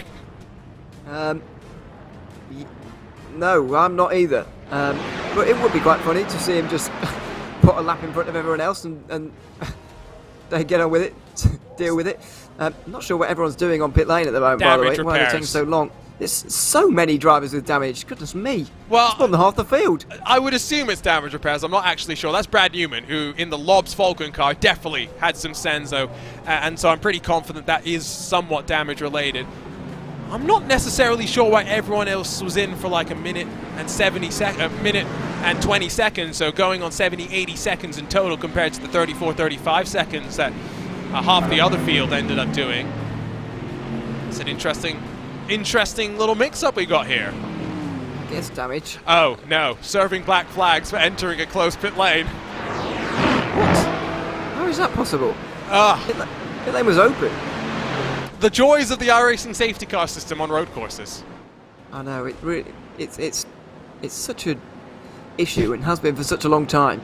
But anyway, I mean, that's another one of my discussion points I'd bring up many times over a broadcast if I was allowed to. Yeah, do we want to have the discussion about whether we really need safety cars in sim racing? Oh, wow. Yeah. Yes, we do, first of all. But anyway. Oh, you're on that side. Okay, interesting. Oh, yeah. Well, no, actually, need is not the right word, but would like to have is definitely okay. Yes. Skirt, by the way, to give him his correct title, Anjo Namuthan is in pit lane. And I don't think he's got... Does he not have a fast repair left? Possibly not. Well, no, of course not. Well, he didn't come down pit lane, surely, before. No, you're right, he didn't. So, maybe... Well, maybe not. Maybe he just hasn't used it. I don't know. But, maybe he's trying to save it. Maybe this is smart. I don't know. Well, if he's too smart, then he'll not catch the train by the time we go green, so that won't be clever, but we'll see if he makes it or not. I mean, that is not a bad point. No, because the field's heading up towards Blanchemont. He's not yet through Radion. Exactly. So, well, we've seen Nicholas Lowrich had that huge crash, of course, in the first phase and only finished 42nd, so you never know. So, getting ready to go once again. Talvar, Pinto, Verstappen. I'll give you an opportunity to change your pick from Verstappen. I'm not going to. I think it's an even better spot for him to now be third, saving fuel for the next hour. Well, can he cope without the protection of his teammate behind, though? That's the only question mark I've got. Oh, not a bad point. Are you going to change your mind, though? No. Okay, so you're being boring. I've committed now, haven't I? So it'd be weird to... Well, not weird, but... yeah, I'm not going to change. Pace car off and away. This time we're not as chock-a-blocked up as we head through the bus stop chicane, and so there's no bumper cars being played as the green flag back out for the Golden Toast Grand Prix, and it's Reiner Talvar not just leading the way in his quest for the Golden Toast trophy, but leading the charge for BS competition at the very front of the field. Down in towards Eau Rouge, they will storm once more, and we're down, remember, to 40 cars still running, and as expected, I think one driver we may expect to be eliminated. Amutha not even running up towards the curve, Paul Frere. No, A big repair for him, unfortunately. Long time down on pit lane, and that's going to be pretty much the end of his day, you would imagine. But as I said earlier, you never know what could happen over the course of the next hour. Or, well, 50 minutes as it is more accurately. But not a lot is going to happen between the leaders, you would imagine. That's why on first viewing it looks like Max Verstappen will be fine, even without his teammate right behind him. Yeah, but look a little bit more in front, or a little bit further back, excuse me. A bit more in front of where we were. You've got Cameron going alongside with Przemysław Lemonek as they cycle in through Lecom and Malmedy. 40 gets cut to 20, don't forget, and so now we do have very much a little bit of a ballpark from which we will look. Again, you've got to get the tyres back up to temperature now, something that I think was caught out a couple of the McLarens in the early stages, including Jorge Garcia, but he was able to avoid getting into the wall, and I think that was the most important thing for him to be able to. You said Nicolas Laubisch able to get up to 42nd. Garcia avoided elimination. Well, exactly. So you've just got to stay in it at this point and just try to see what can happen in front and benefit from that as well. But let's see. Over the course of the next moments, it looks like the top 10 once again are getting away from the rest, with Anderuti losing those in front. It's a very similar situation to what we had an hour ago.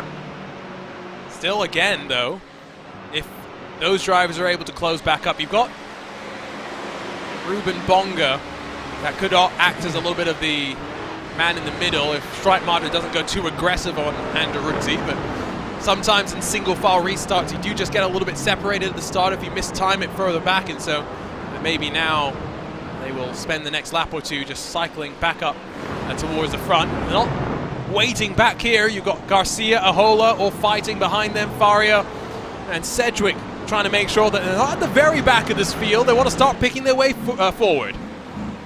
They will want to, yeah, and this is what I mentioned actually at some points during the first phase as well, that they wouldn't have wanted to find themselves in this position, so that's why they might have been fighting a little bit earlier on as well, when it was otherwise confusing to do so. But now you can see why, and the press is certainly going to be on to get inside the top 20. They're not going to do it like this either, side by side and towards Eau Rouge. I thought almost 5 different times that they were an inch away from crashing there. Somehow they made it work. Cedric, who was able to avoid his own misfortune and get back up through the field with LC behind him. Potentially Iglesias slide on through, and Cedric feeds the draft to the Mercedes. Wants to potentially get a friendly face in his rear view mirror, but not going to be able to get that. The 87 carves its way back on through and forces Iglesias into a mistake. Yeah, absolutely. So big fan out from everyone behind, and side by side Melgar again. Why did he come in the last pit? So I thought he came in under green to not have to do this, but anyway. Penalty. Oh, right, that'll be why. Okay. Oh dear, and someone's off at no name as well. That's Lemonek, I do believe. Oh, and his car's heading straight back to the pit lane. There's the first one. How many more are we going to get over the next 3/4 of an hour? Because I'm really hoping for this battle for 20th place. It's looking quite tasty right now, but I just wonder how many of them will survive for the end of this phase. We're going to have to wait probably, I think, 20 minutes to have a sense of that. That's roughly how long the madness lasted initially. It's going to be by himself, isn't it? Now, no pressure really even from behind, and boom into the wall, right rear done. And that's going to be the end of his day, unfortunately. There's no coming back from that, really, which is a shame, but that's the format that we're in, as we've got side by side in the front group here. Sven Haasper is not one to wait around, so Alexei Nezov has been attacked, and Josh Thompson will try and capitalise as well. So the thing, if you go for a move in a queue like this, sometimes it can check you up and set you back more than it can gain you, and I think you get a better sense for that behind in the second gaggle, where I think Leandro Anderuti continues to hold his position. I think there's been a big issue as well for Danny Lorenko, but I haven't yet seen the big drama that we were expecting. Well, I don't know if you saw there, Arjun. Sven Haasper pushed Alexei Nezov wide at the source there, and Josh Thompson was able to capitalise as well. It was very aggressive, I've got to say, from Haasper. And Kwiatkowski will now try and come through as well. Thompson side by side with Haasper, or flashing at Haasper again. Nezov dropping back now, a long way back to the back of this group. Slow down penalty, as you say. So It's pretty unlucky for him, really. Not really his own fault. Yep, Alexei Nesov, I think, maybe just slightly compromised. Let's check out what happened to fellow Urano driver Danny Lorenko. This is as he just gets chock-a-blocked up in front of Jack Sedgwick in the Was Cooking Racing Adventures car, but I don't think that's the reason why he lost the rear wing. Well, that was a little bit clumsy. You've got to remember that sort of stuff can happen these days, as Nesov is still dropping back. That surely cannot still be a slowdown. I don't think it's the same one, no, but I think it could be a different one. Did he do such a bad job of clearing it?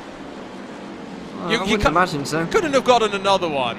That seems, I don't know.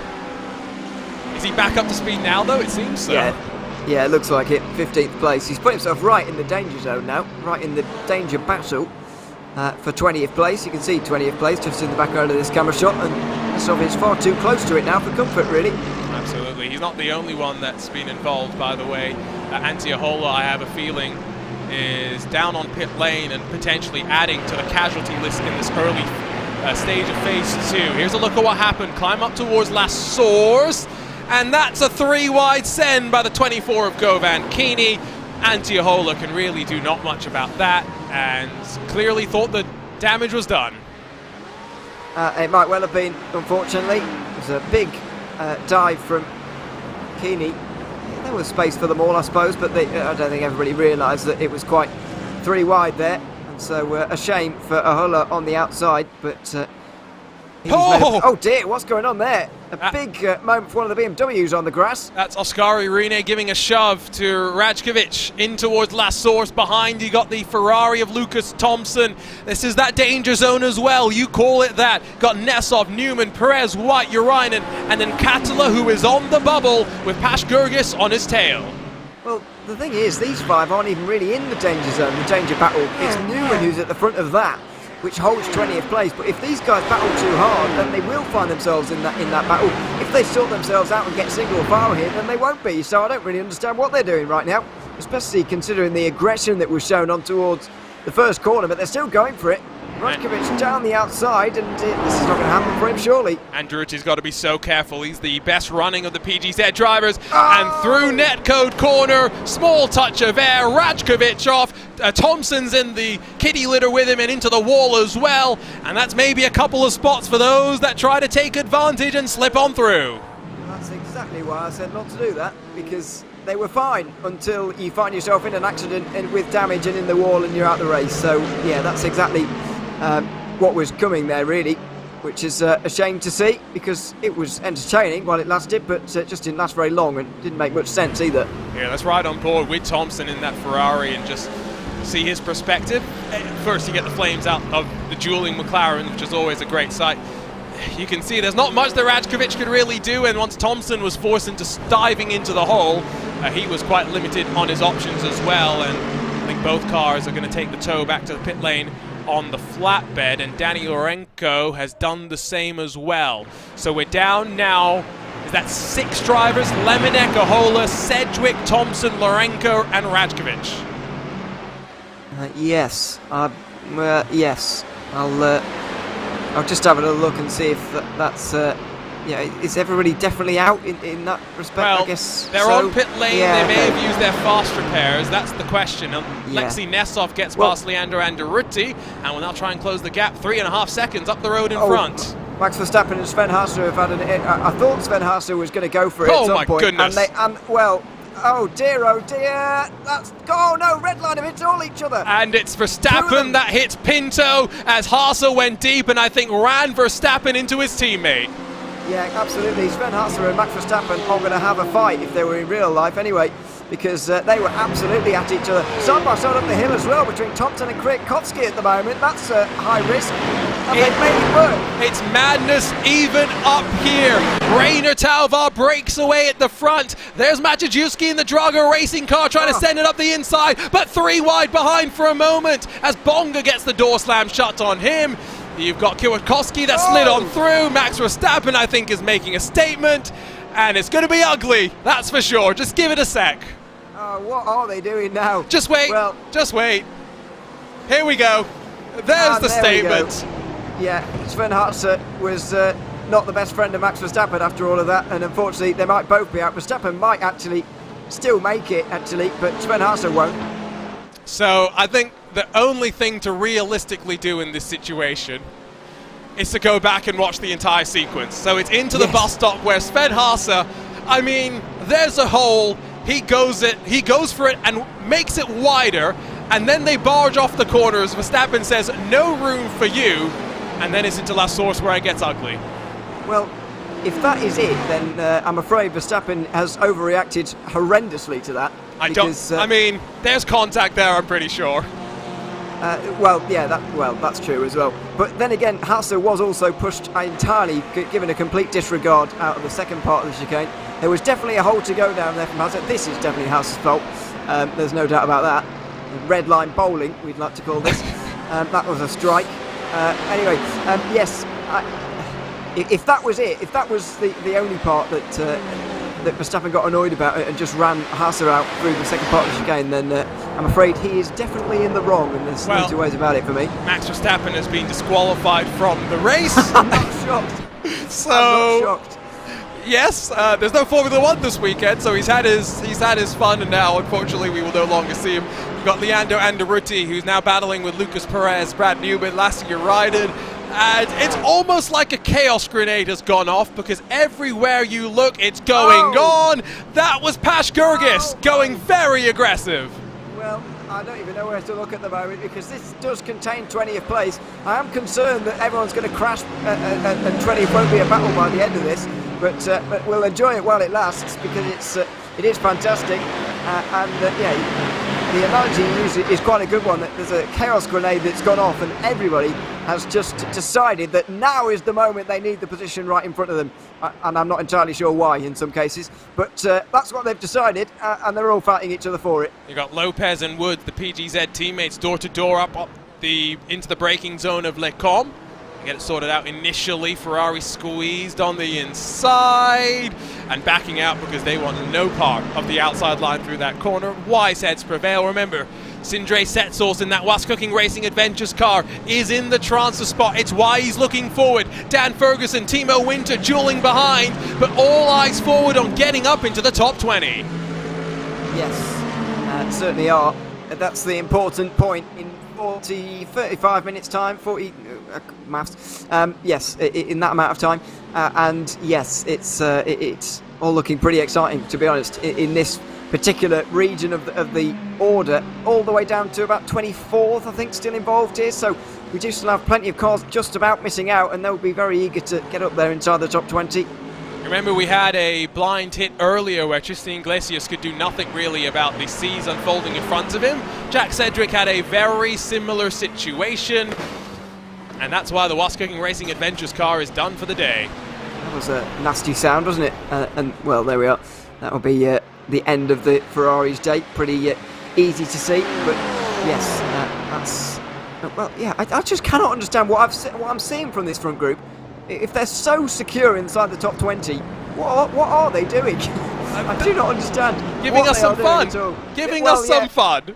To be honest, what I've just seen from Max Verstappen and Sven Haasper, they didn't look like they were having fun. No. I can't be honest. That wasn't fun, although I hope you're ready, Ewan, for the fact that you and I are going viral after this on Formula 1 social media. I'm not ready, no. Yeah. If I get any abuse for that, I'll be dealing. Anyway. I mean, at the end of the day, I don't think either of us said anything. And let's be honest. You never know these days, do you? I'm gonna replay something that I think says a story in and of itself, so that we can stay out of anything else. Okay, and that is as we see, Koiter and Kwiatkowski swap around for second. Now 4 seconds off of your race leader. Max Verstappen almost running into the back of Josh Thompson, but I mean, he was committed. He knew what he was doing. You could say that's one word for it. Yeah, there we are. That's something you very rarely see in a public iRacing lobby. Never mind with drivers of the standard of this. I don't know about that one, to be honest. How many times do you see that in a regular day? I've not experienced it, but personally, I know it does happen. I certainly have never protested another Formula 1 driver for doing something similar to me. I won't say who it is, because then I'm going to start getting into trouble. But why don't we instead have a quick chat with Antti Ahola, now of course over at SimRC. Antti, great to have you with us, although I think the Golden Toast Grand Prix for you was more of a Golden Toast wrestling match out there. Yeah, it's a bit of chaos out there. So what can you take away from this as we head off to the iRacing Spa 24 hours in 7 days' time? Well, at least got some practice in dirty air. Too bad I got tagged around twice, especially at the start when everyone was punched together. So I had to pretty much drive on my own and pick up any spot that came my way. How are we feeling about the Porsche? I know Watkins Glen, it wasn't necessarily the preferred option. Feeling a little bit more on pace with the BOP, the initial BOP that we have for today? Yeah, of course it's much better now. Just struggling a bit on the pace-wise myself. But yeah, Max and Jakub, they are showing that it has space as they are in top. They were well, one of them were, or one of them still is in top 5 in the Porsche, if I'm getting it right. But yeah, much better than at Watkins, that's for sure. That's good to hear. In terms of the rest of the year, Antti, what should we expect for you and the program over at SimRC? What are you planning on racing, and where can we expect to see you? We'll see. I don't have any concrete plans other than doing the Spa 24 next weekend.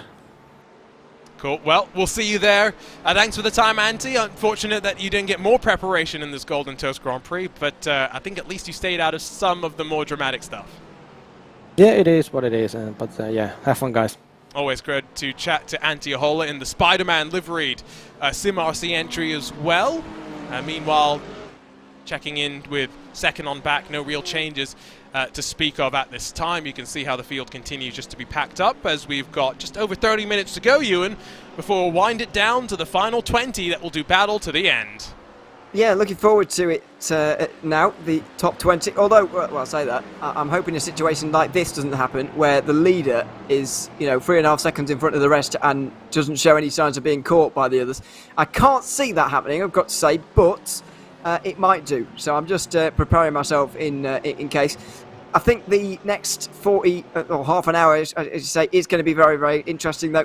All the way down to 28th, arguably, is involved in this group, this battle for 20th position, which has seen somebody dropping a couple of places. Thought there was somebody off the road, actually, but no, everybody's still all right, still fighting, and still probably nervous about the prospect of being eliminated. I think it was Pash Gergis that went off, who is still in 18th place, but now puts himself in a much more vulnerable spot. Here's a look at what happened, and just keep an eye on the live pictures as well, because he's going defensive on the run into the bus stop, just trying to hold off a Ferrari behind. Just got loose behind Brad Newman, that puts him offline, and then as I think that's Lewis Woods, excuse me, in the PGZ Mercedes squeaks on through, gets him even more offline, and marbles on the tires that he's now going to have to clean off for a lap or so. Now, Pablo Lopez in that PGZ Ferrari is the man on the bubble, but maybe not for much longer. Dan Ferguson up the inside takes 20th away from Lopez. This is very, very good stuff now to see. Although there is going to be a lift-off on the way in towards Eau Rouge. Someone's going to have to back out between the two of them, and it will be the BMW. But what about on the exit here, on the run up the hill, on the way towards Les Combes? They'll be sifting for everyone, of course. Tim Winter's going to probably have the best view of this, of anybody from 22nd position. He'll be hoping they take each other off and he can take both positions in one, but that's not going to happen by the looks of it. Ferrari drives down the grass a little bit and will stay just about in 20th place. Let's steer away from talking about driving on the grass at Spa, please. That was very 2022. Just commentated what I'm seeing. Fair enough. No, fair enough. There was a joke in there. I don't know how funny the joke was. More horrifying to some. But because we've only got, 32 still running, it effectively means that even for Arturo Melgar, for David Sampson, they're not totally out of the running order, potentially. All it takes is a couple more incidents for drivers to have some issues and for them to cycle their way on forward. However, BS Competition still run 1, 7, and 10 in their McLarens. It's a very different situation for the PGZ cars in that fight. Ferguson, this time with authority, up the inside through Piff Paff and up to 20th. Yeah, and it's still not safe for the moment. There's no doubt about that. It's really, really high pressure stuff for everyone. Pablo Lopez is going to have to repass here, and you'd imagine that BMW is going to have a very difficult time getting away. However, the rest of the field up front there, 19th and above, have been able to get away from this battle for 20th, which is important and interesting as well, actually. But I guess you'd expect it. The fights for 20th are going to allow those up front to get away, unless they start fighting between themselves, which is what's happening here. Yeah, got to be careful not to trip over each other, as Parker White and Tommy Katala do for a sec. Lewis Woods in a train of 4 Mercedes, quite interestingly, not going to be able to slip on through. Now, see Nicholas Hyde as the next to have headed down to pit lane. Not sure what's happened to him as Pash Gergis, big send up through La Source, forces Woods out wide. He'll have to take that incident point without a shadow of a doubt, but it gives him a bit of a run down the hill. It does. So once again, someone's going to have to back out on the way down here, and it will be the Mercedes, although won't back out without a big flash of the lights there from Lewis Woods. And he'll try and get back through, and still flashing the lights on the Kemmel Straight now, with one of the Ferraris not far behind as well. You can see the fight for 20th all happening all over again on the run up towards the Com as well. Yeah, who's going to be bravest? Still with plenty of time to go. Lopez outside, Ferguson inside, and I just once again proffer that if you're on the outside through Lecom, you're on the outside through Malmedy, and Lopez, another one that has been through enough iRacing World Championship campaigns to have decided not to risk it. Tries to force it down the hill though, and Timo Winter won't be able to try and cut back underneath him through what is sometimes a double apex corner in these GT3 machines. Let's check out what happened to Haida in what was the sole remaining Sim RC Spider-Man liveried car. Oh! And well, I guess the only good thing about this crash is that the engine isn't in the front of a Porsche, so it might not have gone boom. Well, that was so sudden, the way that that car went off course. It really took, well, it looked sudden from the outside. It wasn't so sudden from the inside, was it? And it was quite spectacular. Thankfully, the car didn't roll back onto the road all over again and create a huge pileup, but my goodness, that was a big one. The angle at which that went in as well was really quite severe. Oh, so it was because he tried turning in so late, and it was the amount of commitment on the weight transfer that actually spun it around. Oh, I mean, I love that livery. I don't love it when it's so beaten up. No, I don't either. It's one of my favourites, actually, if we want to go on that subject briefly. Oh, yes, let's. I've got to say, Team 75 burner by SimRC has been a great partnership, if only purely for the livery content we've had on some RaceBot streams in the last year or two. I'm just throwing Dan Ferguson under the bus, by the way, because Pure Sim's livery is quite good. You just wouldn't know. I guess so, yeah. It's looks like one I'd use, that default. That is an iRacing default that has not been given attention to, like Pash Gergis has done. Yeah, exactly. Could have selected the colours a little bit better there, Daniel Ferguson, but I guess he just doesn't care, really. He got the design somewhat right. It's the colours that don't necessarily work. Got a good looking field as ever. Urano Esports cars, Redline cars, I mean, they're pretty similar.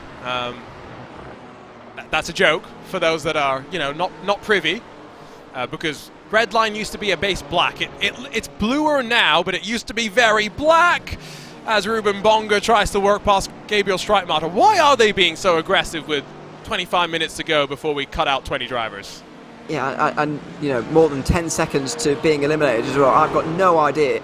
I think, to be honest, the aggression and the presence of Sven Haasper started it a little bit. You saw his move on. Oh dear, I've started this sentence and I don't know who it was on. Nessov, I think it was actually, wasn't it? Who he got past initially, Haasper, and that put him behind Verstappen, and then everything kicked off, of course, with a move into the final chicane, which I think was reasonable. Max Verstappen did not, as it turns out. So there we are. But yeah, I think that has kicked it all off. But I don't know why it's still going on now. To be honest, that they've just caught the bug and they're just going for it, really. Diego Pinto still running even after being T-boned by his teammate. So that BMW is built pretty strong.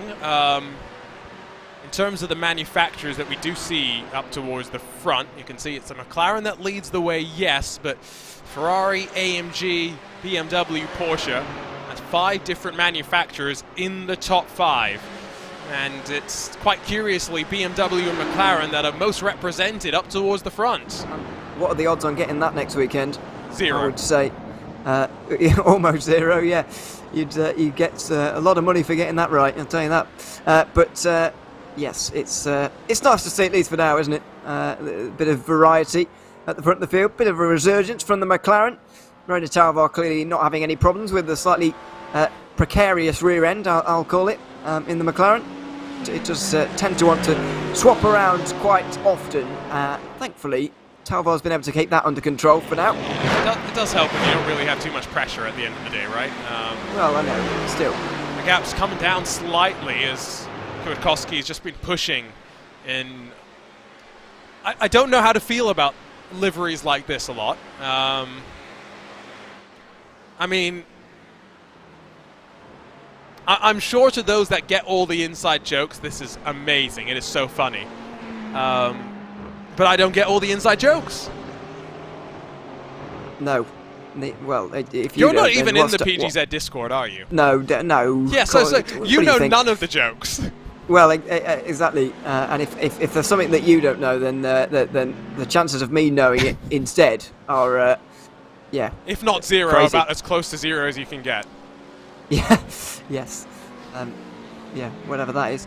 But yeah, I'm staying out of that kind of discussion for fear of. Well, for necessity, actually, more than anything else. It's good for your sanity, I tell you. That PGZ Discord, sometimes you're in there and you just lose brain cells. Just by reading, let alone, actually engaging in the chat. Just reading it. So, separating out again slightly here in the quest for the elimination spots.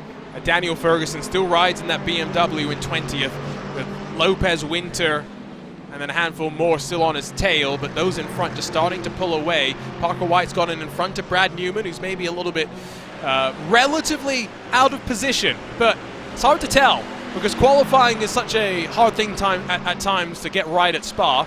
Brad Newman is up 32 positions. Yeah, and I think that says a lot about his qualifying pace compared to where he has been in the race so far, which can only be good news for the future. However, he does seem a little bit stuck in this position, and now he's getting dived by Kattler in the Mercedes down the inside to the final corner. Gives a bit of room on the way in, and so he can hold the place on the way out, but he'll be under lots of pressure on towards the source. Yeah, and it's going to be Kattler that squeezes his way to the inside, has a bit of overlap and enough to be able to really send it deep. Gergis follows as well, and Newman loses 2 for the price of 1. Make that 3 for 1 as Lewis Woods takes advantage as well.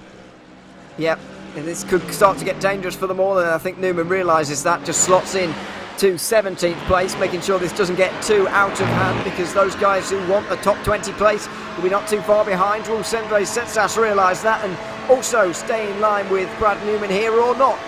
It looks like he will, but Gergis looks like he wants another position as well. Yeah, I think we're more concerned about what the group is doing than any one driver. It's Gergis that goes the long way around, tries to squeeze Kattler into the inside curb, but as the momentum shifts hands, it's now once again Gergis on the defensive, on the outside of Malmedy, squeezed off into the gravel, with Lewis Woods cutting underneath to take it 3 wide, and eventually Gergis gets turfed. He's into the gravel and into the wall.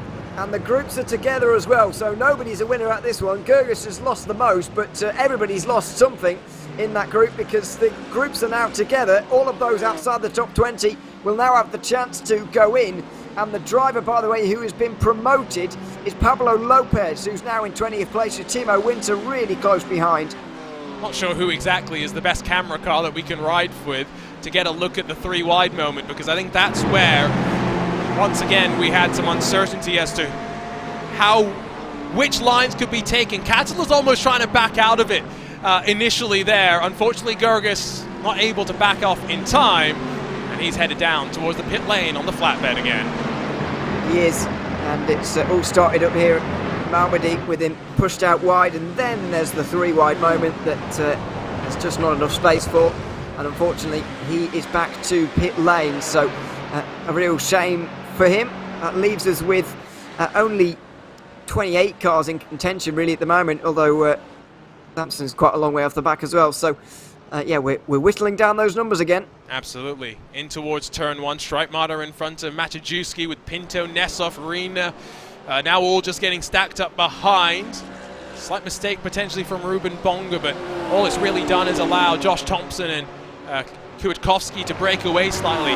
It's going to be Pinto that gets in front of Matejewski, settles that before they get up in towards Araujo and Radion. Momentum on the side of Ruben Bonga on the Bonga drums and trying to get past Koiter. He's putting on a good performance today, is Ruben Bonga, I've got to say. He'll have to have a bit of defending to do while having to overtake as well, with Straight Matter not far behind.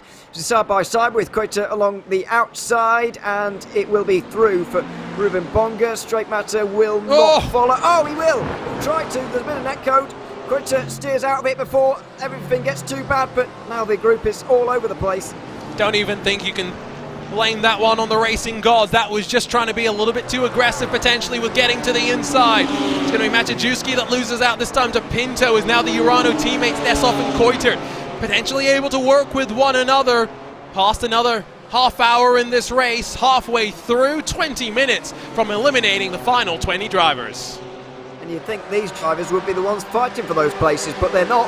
They're just doing it because well, for no reason I can think of other than just they want to at the moment, and that's the situation they find themselves in, just battling for positions that don't really matter, although of course they will matter for the pit stops a little bit later on against track position. You want to be as close to the leader as possible, but as we've seen earlier on, being the leader on the way into the pit stops doesn't necessarily mean you'll be leading on the way out. Absolutely not. Let's grab a look at what happened on board with Streitmatter in the Grid and Go Esports car. Will give us a great perspective. You can see Nessoff did clear, and I think that's actual contact. It's the smallest amount of it, and he just checks up the entire group, and somehow they don't trip over each other. They're able to hold on.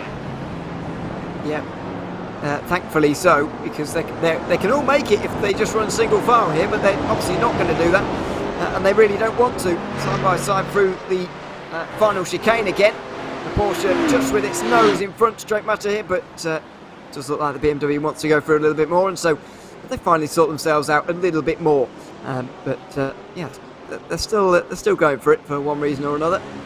They're still going for it back here, that's for sure. And now, with the likes of Ferguson already up to 19th, it means Lopez is on the bubble. He's got to watch as Garcia carves his way back forward through the field. Timo Winter and that Hoisingveld BMW's still the bridge between the PGZ Ferrari and the PGZ McLaren.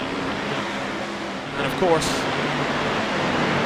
with the McLaren already having spun once, Garcia knows just how loose that car can be. Will not want to stray too far over the limit. He's got to watch out behind as well. He's got Cameron as well as Tristan Iglesias that will look in the rearview mirror, but at least fortunately for the time being, these drivers not costing each other any more time. No, they're not. It doesn't especially matter, but the positions that they're in certainly do. So this is where the fight is really going to be over the course of the next 15-20 minutes or so. We wonder when we are going to see the caution wave. We'll have to work that out as we go along. But you'd imagine these guys will get round a little bit more of the lap because they're less far from the leader than the back 40th place was that we saw an hour ago. Absolutely. I'm sure that in some ways Felix Kornbach is going to be quite frustrated that he didn't get the chance to get past the two PGZ machines in front of him. However, did mean that maybe he could dive into the data a little bit earlier. Brad Newman under fire again. This time it's Sindre Setsource that wants to get on through, and you can see the margin opening up slightly in front. So Newman may be a bit of the cork in the bottle. 17th and only 3 spots away from being the man in danger. Yeah, it's not a place you want to be back here, really. If you can avoid it, if you're quick enough to avoid it, then you'd certainly want to, because Brad Newman is bringing up holding up the entire group right now, with many cars right behind him, through Blanchimont as well, where you really don't want the assistance from behind. You're having enough trouble on your own. In through the corner they'll go. The Ferraris traditionally don't have as many problems, but there's going to be a chance down here in towards the chicane. Newman hints at defending. He will break too late though, way too late. Got into the ABS potentially, and now Setsource will be given the room on the outside. Not exactly what we saw with Verstappen and Haasper. Newman, I think, knows that he can't defend on the Was Cooking Racing Avengers car. He's got to focus his attention now on Ferguson, Lopez, Winter behind, who will just continue to try and cycle on through. There's the move to the inside by the Pure Sims 116, and the Ferrari get the drag down the hill. Well, it depends who gives the slipstream here a little bit. And it is going to be the BMW that gets it, although we'll just lift off on the way in towards Araujo. And now they'll plunge uphill on board with Lopez, who's got a really good run on all of them. Timo Winter will close in as well. Here comes Brad Newman on Setsus, who has no straight line speed, and he'll get bumped from the rear, from the Ferrari. Well, that was probably the smart choice from Newman, but now he's decided to actually go for it, or defend, or maybe both, in towards LeCom. He stays in 18th. That was a surprising lack of top-end speed from Sindre Setsource. It's an open setup race, so they all will have built cars that handle the way they want and give them performance at the various areas of the track that they need. But that did not bode well for someone that has 2.5 seconds of clean air down the road in front of him. For Brad Newman, though, still for the time being holds off Dan Ferguson, but surely not going to be able to hold this pressure for 15 more minutes, and look at how they're stacked up behind. The queue goes all the way back to 25th. Yeah, it's not what you want to see at all. 5 drivers at the moment who are not going to be making it through, and they're going to get ever more desperate as these minutes tick by. The only problem is, when the driver who is in 21st goes for 20th place, those drivers who are in 17th, 18th, 19th will be able to get away because of the battles. So effectively, what we will see in the final lap of this race, I think, is 6 drivers fighting for 1 position, and obviously that's going to be interesting, but it does mean that the guys in 25th or so can't really do a whole lot about it. I wonder if those drivers are a little bit more just sit back and wait for potential incidents in front of them. Have to see how things play out. You can see that once again, Setsource, now that he's clear of Newman, has been able to build 4, maybe 5 car lengths between the two. At the line, the gap will be holding it around 0.6 of a second or so. Setsource has got, once again, a potential surprising amount of lack of top-end grunt, and that's going to be where we see the train building out of La Source once again. But at least this time by, Setsource gets a pretty good run out of the corner. Is it going to help very much though? Because based on what we saw last lap, he's got no straight line speed at all, which just means he's going to get eaten alive by anybody behind. I still think Newman might be able to go through here, based on what we saw last lap.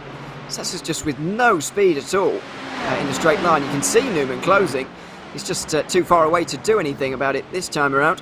I guess it's got to be a bit of a setup difference there, as we got side by side briefly behind. I think it's Timo. Let's call him Timo Werner. What am I talking about? Timo Winter getting overtaken there in towards LeCom. What footballer are you talking about? It doesn't even play for your beloved Forest. I know, yeah. The reason I remember it is because he's so bad. I make jokes about him all the time to people who argue against me. But sorry, that's definitely not. Anyway, that's sorry. brutal. That is brutal. Sorry, yeah. You know what's also? If you're listening. You know what's also brutal, by the way. I saw the new Nottingham Forest kit for the next season. Yeah. 75 quid for that? Well, all football shirts are ridiculous, by the way. I don't buy them. No, I agree, but you could buy that template legitimately for 15 quid and just go and, like, iron just the logos on top of it. Football shirts are ridiculous in England. Well, actually, it's a problem in the whole of Europe, actually, because I like to buy these things when I'm out in a different country, in a different city. I just buy scarves, to be honest, because they're a lot more affordable than an actual shirt, which obviously is better, but also, as you say, costs you a lot of money. Even hats aren't affordable. Yeah. Have you seen how much a Formula 1 hat goes for nowadays? Oh, I dread to think. Yeah, no, don't look. It will shock you to your core. Anyway, if we're going to talk about merch, I'm always willing to represent. I've got a shirt underneath my Race Spot hoodie. I won't let you know what team it is, but it is a team that is running in this race right now. Are you going to undress later? Oh boy! To show us. That goes on the Race Spot OnlyFans. If you can guess what shirt it is, I'll show it off. Okay. It genuinely is what I was wearing when I woke up this morning. There was no thought about it when I put it on. There's no bias going on here. Okay. Well, yeah. It's not a red line shirt because they just released theirs today. Oh right. Well, yeah. Hopefully they'll provide some in due course for us. But yeah, because bias can be bought. As we know. I'm trying to think who I am most biased towards. It's definitely not BS Competition. But to be fair, my love for BS competition came before I actually started commentating, just because the livery. If we're talking about liveries again. It is a spectacular livery. Now, I do know that the Was Cooking Racing Adventures have shown up with some special touches on their livery. Can we spot them from the camera angles we have? Oh, that's me. You can! Oh, look at Pablo's face! And the toast! I can't. I must be blind. Well, or maybe not. I don't just know. below Can't the see. Was Cooking logo. It's hard to see. Okay, well, I'll take your word for that. But probably everyone but me can see that, probably. But yes, nice to see a what's it called? Bespoke livery, I guess, for this. Has Brad Newman done anything bespoke on his livery, or is that just... There's Apex Hunters United, I see the logos. It just looks good, doesn't it, really? I mean, it's just a Falcon livery. Exactly. What more do you want? Well, yeah, that's what's good about it, though. Although, okay, it does need to be on a Porsche, I will say. I don't really mind. I get do. your point, but no, put it on whatever you like. I don't really mind, but because it's a nice combination of colours. It is. It's not a green I've ever seen anywhere else. It's like a minty green, isn't it? Yeah. Not Jimmy Broadbent minty green, but it's the not dissimilar. It's not dissimilar, exactly right. It's a Falcon green. Lorenzo says I'm biased to my teammates at Powerslide Motorsports, but none of them are in the race. No, they're all. They just sent me a picture of them with Tony Kanaan, who is at Toronto with McLaren. Tony Kanaan in the Powerslide Discord is actually called Grassmower. You know what this alludes to, right, Ewan? No? Oh, I'm so disappointed. Maybe, probably not. I don't really know. Tony Kanaan has not once but twice in 2023 mowed the lawn in a race car. He did it once at 220 miles an hour at Indianapolis this past month of May. He did it this last Thursday in SRX as well. The cojones to go into the grass at 200 plus miles an hour, that's why I'm not racing at Indianapolis. Well, that and other reasons as well, I guess. For both. Yeah, I'm too tall. Yes. Yeah, that's a very good logistical reason, actually. Yeah, although not a problem I have. Yeah, I did enjoy the fact, by the way, you confused Tony Kanaan's name with the Holy Scripture of a religion there. But anyway, that's. I think accidentally, yeah. But well, not confused, but anyway, that's a subject for another day. I mean, we both have 9 hours of commentary today, so there's going to be lots of things that we say that are A, wrong, B, nonsense, or C, both. I only have 6 actually, but yes, I see your point. Oh yes, because you changed. Yeah, that's right, you changed yours. Yes. Well, to be fair, I only changed it because I've got to go and do other work. so it's not really any less. Anyway, yeah, it's getting quite serious here now, I guess, isn't it? With 3 laps to go, probably again at the line. Maybe. Well, again, let's not. It's not based on laps. I think we can be. Well, it is somewhat based on laps. Sort of. Depends when the leader gets to the line, doesn't it? I mean, it also depends on when Pablo hits the button, is what we've decided. That's true as well. So, maybe now that there's no PGZ driver really involed, well, it'll be fine. Garcia's there, but he's not there. I mean, Pablo Lopez is in a PGZ liveried car. Yeah, he doesn't really count. No, I agree. For this. He is not part of the multi-million BS competition versus the heroic story of Team PGZ in their 4-on-4 matchup today. I mean, we have one great motorsport movie coming out this summer about Gran Turismo. Surely, next summer or 2025, we're going to have a Hollywood blockbuster, PGZ versus BS competition. Who plays Pablo? That's the question. I think Pablo would do a good job of playing Pablo, We have to personally. actually send... Oh, boy, okay. I mean, replicating him is going to be quite difficult, so I think it might be the best idea. Oh, that was close, but just about avoided. Tristan Iglesias gets up through to 20th spot, still 6 minutes or so to go. I think I've decided that Timothy Chalamet should play Pablo. Oh, don't start.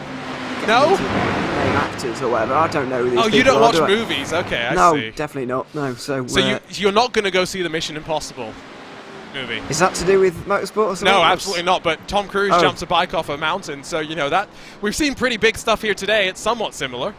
Why would I want to watch that? Okay. I don't anyway. know. Pablo That's, Lopez back up to 20th for a moment. Is it starting to get intense? It is, and this is exactly what I mentioned earlier on. It's probably going to be a battle between 6 drivers for 20th, although 5 now, because Iglesias is off. Hardware, without a shadow of a doubt, hardware, right? Do you reckon? Well, He went straight. yeah, Straight After on. a bit of contact, I think there could have been a clip between them and suspension broken or something. Okay, well, only one way to find out, and that's a ride on board. I honestly don't know what happens here. Does he let go of the wheel after the contact? That could also be it. Oh no, he just nopes out. Yeah. And I think that just is there an incident limit? I guess No, he not. alt F forward. He took his hands off the wheel so he could alt F4. That's what happened. Yeah, looks like it. So that's the end of Iglesias' day. He did quite well to get up to where he was in the end there, but as I mentioned, it has now given us this situation where everyone's fighting for 20th. It looks like Ferguson will be all right to make it. Someone mentioned, by the way, in our chat, Parker White races under the Apex Racing Academy banner today, but is part of the Canaan Esports crew for eNASCAR. On the road side, we do see him learning a lot from his friends over at the Apex Racing team. It's Lexi Nessoff alongside with Diogo Pinto as the two squabble in towards turn number 1. Pinto's going to be afforded just enough room on the outside to carry that momentum in towards Rouge, but all the while just to fight for 5th effectively, setting themselves up for the final hour of the race. Oh dear, this is quite nervy. So, side by side, someone had to back out there, surely. Eventually Pinto does, but only halfway up the hill. And now he's got a terrible run onto the straight. Straight Matter should be able to get through, and he probably will do by the time they get towards Les Combes here. And, well, it is indeed on the rating lines. I wasn't expecting him to get through quite that convincingly, actually, but he does. It was about as easy as you could like, right? Yeah. I will say, by the way, our VCO Twitch chat, you may not be invited back onto a VCO broadcast unless you go out there and get educated on movies. What's the... have you seen Rush? No. You haven't even seen the movie about Niki Lauda and James Hunt? No, I haven't seen that. No. Okay, so I'm sending you homework. Okay? Before the end of July. Before we meet in person, on your flight to meet in person, because it's a long flight, Ewan. Yeah, but I'm probably going to have to pay for some terrible service to watch it while I'm there. It's not going to be for free, is it? You could hopefully watch it on the... Maybe you can watch Ford versus Ferrari on a flight. How about that? No, I'm not convinced. That's Matt Damon. Not Matt. It is Matt Damon and Christian Bale. I'm convinced I'm going to have to spend some kind of money somewhere to do these things that I don't enjoy. We will make sure that you don't have to spend any money. Oh dear. Rush is on Netflix, by the way, so like... Well, exactly. I don't pay for it currently, and I would be anyway. It wouldn't be the first time I get grief for one of my opinions in a YouTube or Twitch chat somewhere. So I'm just going to accept it, move on, and ignore it. It's better than your opinions about repaving Sebring, that's for sure. Diogo Pinto up the inside of Streitmatter, doesn't fight it too hard, and so status quo is once again restored. Check back in with the elimination battle, because we are on to what will likely be the final lap for the leaders, and therefore coming to the final lap for anyone who wants to survive to see the checkered flag. Yeah, it's getting quite serious now for these guys. Not too long to do anything about it. I think Timo Winter might have played it quite well in terms of just waiting for the right moment to strike here and to go through into 20th place, because he doesn't want this battle to be between anybody else but him and Pablo Lopez, although being sandwiched in between two PGZs like this is not ideal. See how it's going to rumble down through Rouge, maybe for the final time for a handful of these drivers. Alexei Nessoff, Ruben Bonga, Streitmatter, Pinto, they all continue to squabble, but ultimately they're just trying to keep it clean. It's these drivers who have got to make moves. Does Timo Winter have enough of that draft to be able to slingshot his way into the braking zone? You'd have to say no. Half a second back and not closing. Oh, Sam Kuitet's off here, by the way. Let's hope he gets going again before these guys get there, and he will, because... well, he just did. I can't tell you why. But he's picked himself out of the gravel in time, thankfully. So, yeah, what's going to happen now between these guys? Timo Winter's going to have to get pretty desperate, because I'm not convinced he'll get that run towards the final chicane as an opportunity. I tend to agree, especially if you didn't get a great run over the crest of Radion. Have to very much just keep an eye on that. Let's see what happened then with Sam Kuiter in that Urano Esports machine on the back of... well, on the back of Streitmatter, and you'd have to say maybe just making the mistake for himself. It looked like it from that angle may have been slight bit of contact, but not convinced. May have just lost it on his own, not entirely sure, but it's very much coming down to it now. Final few seconds. Is Talbar going to get there before the timer ticks over or not? Possibly not, actually. I don't think so, although 7, 6, well... He will.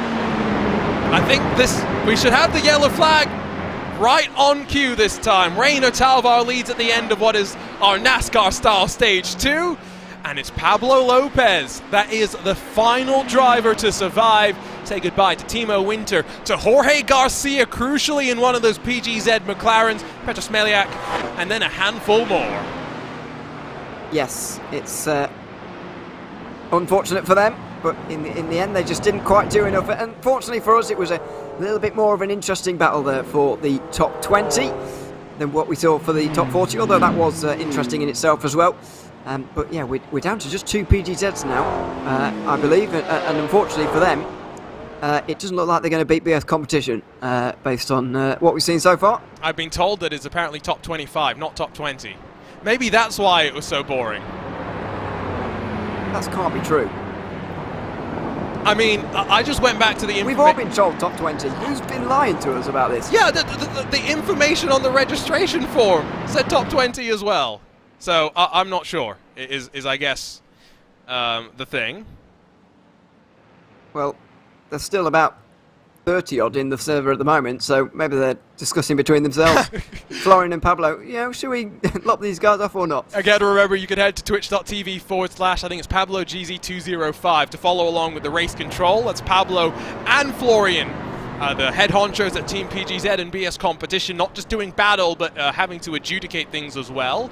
I do tend to believe Mike Spangler in general, so if he's been told top 25, I'd wager that potentially we are incorrect.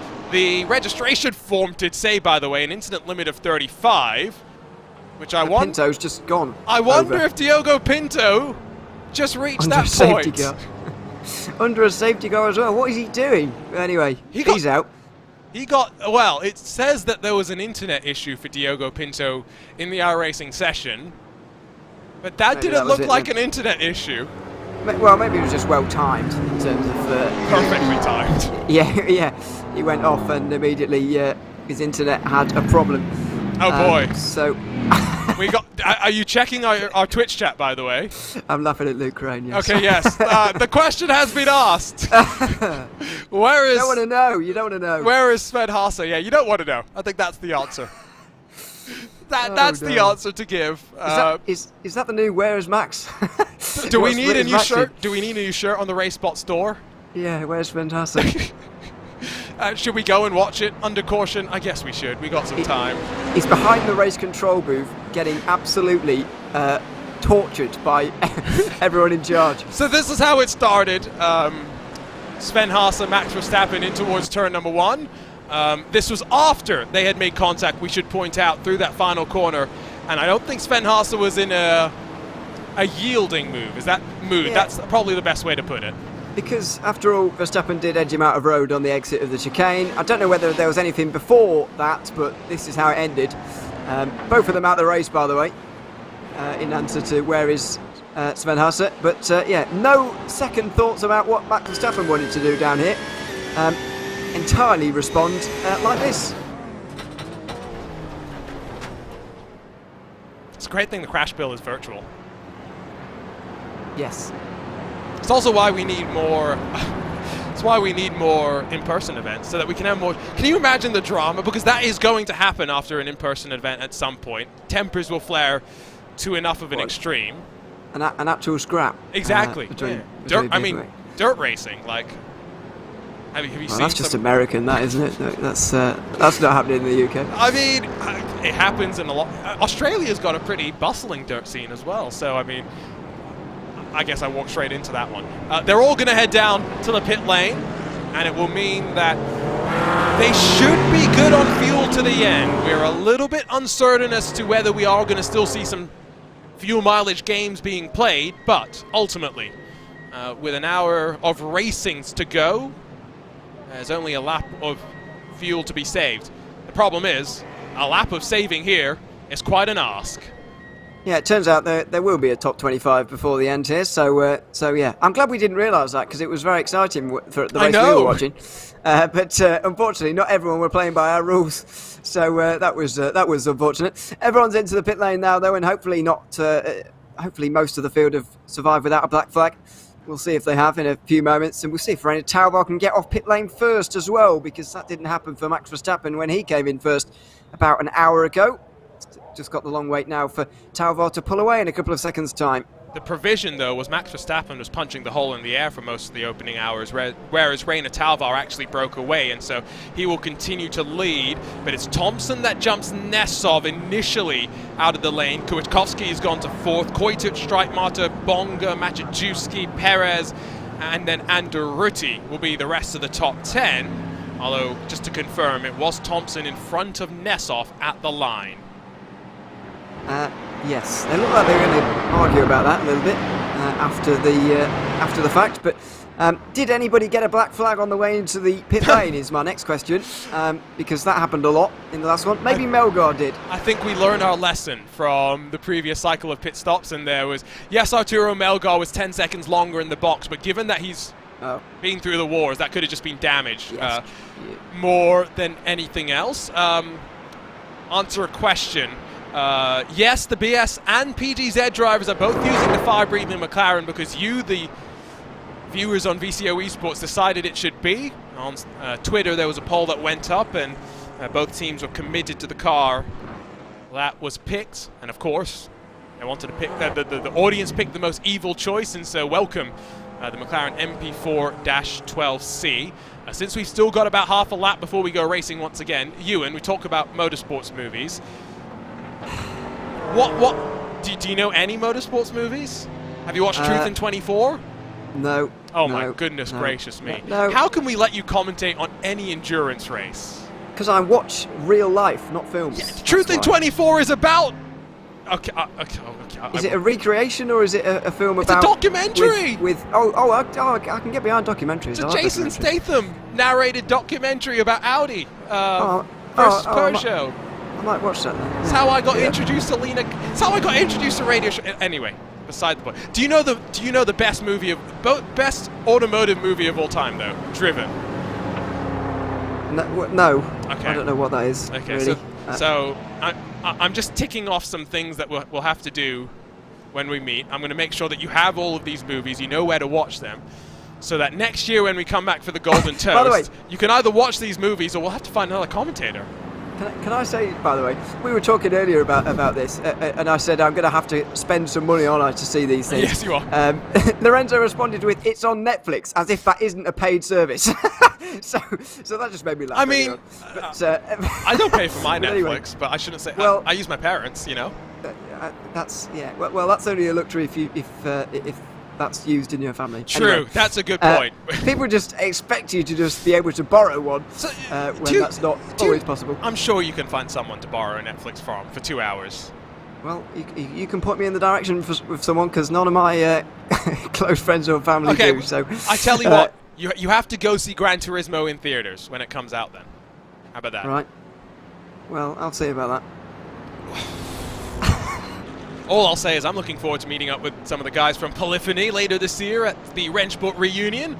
Also end of September as the Porsche Esports Challenge USA heads in person to Laguna Seca for the 2023 campaign. Pace car off and away, and we say goodbye to it. It's now the checkered flag that will signal the end of the 2023 Golden Toast Grand Prix. It's Reina Talvar that gets us underway. He's not just leading for himself, he's leading for BS competition. How much longer will he be leading for, though? We saw how willing these guys were to fight each other when it didn't actually matter. What are they going to do when it does? I don't know over the next hour, to be honest. How's the fuel situation as well? Because we do have just over an hour to go. It's quite a long final stint for them as well. Let's see who can make it and if it's a concern for anybody indeed. But Josh Thompson very much on his own now after having the support of Verstappen and Pinto earlier on. He's forced to fight alone for Team Redline in second place. He's going for the lead. And it is going to be a swap around up the hill in towards Les Combes. Reina Talvar not going to be too aggressive in his defense, knowing that ultimately fuel mileage may still come to play its little part. Now remember, it is the 25, not the 20 that we were expecting for this final hour of racing, and that does mean that 25 cars currently in one single file line. How long will that last? When will we start to see those packs break up? Because as you pointed out earlier, if you go for a move, not only can that compromise you if someone behind tries to set something up as well, but it can separate you from those in front. Yeah, it can, and that's what I do fear a little bit about the actual battle for the race win here, which I hope continues on for a long time and continues on between everybody, but I'm not sure it will for that period of time. I mean, if you think about it, if Nesov now attacks Talvar, then Thompson's going to have a lead that he might not be caught from, so could be a bit of an issue, but let's hope that it all stays together. I'm sure Talvar will have another attempt on the next lap here, or maybe he won't. Maybe he'll intend to sit here behind Thompson, not sure. Might be smart for the next 10 minutes to save some fuel. Josh Thompson looks up at potentially an extra monitor, trying to get some more information with which to work. He's not the only driver that we can take a look on board with. Once again, Alexei Nesov tucked up in third. And let's talk about the fact that yes, there's a toaster, literally, to be won. $500 goes to charity as well. I'd be quite curious to see what the chosen charity would be of choice. Rainer Talvar slips on through to the race lead as well. I think the one thing we can guarantee, going to be no charity at the front. It's going to be absolutely, all on between everybody, gloves off kind of stuff. And for Talvar, he's back in the lead. A little bit of a duck out from Kwiatkowski, I think, there in the Ferrari, as he had a look at Nesov. They've got to worry about that a little bit further down as well. But Thompson's got another run out of La Source now, and he should be able to maybe get through on Talvar all over again. Maybe they're just ping-pong the positions around for a while. Yeah, we can see that all these drivers also dealing with the fact that later and later in the evening in Europe, which I'm not complaining about. Meant it was a nice 9:20 broadcast start for me in the morning instead of the 5:20 broadcast start I expected. But slightly changing conditions in the sim room for these drivers as well, just to handle. Thompson doesn't go for the move this time by, which I think is just a recognition of the fact that leading maybe is not preferred. And if you're Rainer Talvar, maybe you're not just thinking about yourself, you're thinking about BS competition versus Team PGZ. Talvar Bongarine, 1st, 7th and 10th. Leandro Andretti, the best of the PGZ McLarens, only runs now in 13th as Lewis Woods in the PGZ Mercedes gets on through. BS competition are absolutely destroying PGZ, aren't they? Oh, wow. At this You've drawn your lines right there with that statement. At this stage. No, that's not who I want to win. That's just a fact based on what we're doing at the moment. I mean, you can see for yourselves the blue banners versus the yellow. Yeah, it's pretty obvious. Yes, to be clear, I was just throwing you and O'Leary under the bus there. Lewis. Yeah, I almost said Lewis McLean under the bus there. I know, I heard you start the word. I mean, I'm trying to throw him under the bus. That's an active thought in my mind, you know what I mean?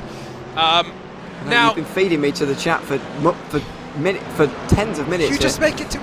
You just got to watch some movies, and you've got to have less terrible opinions like repaving Sebring. I don't have that opinion, by the way. But no, you don't. Yes, this is the worst part. We're taking something well out of context, which is exactly what the YouTube chat did initially. That's what the internet's for, though, isn't it? What else is it for? Other than taking opinions out of context and posting them everywhere, or saying them all the time. I can't think of any other reason, in fact. But yes, it's been... I'm used to it, so whatever.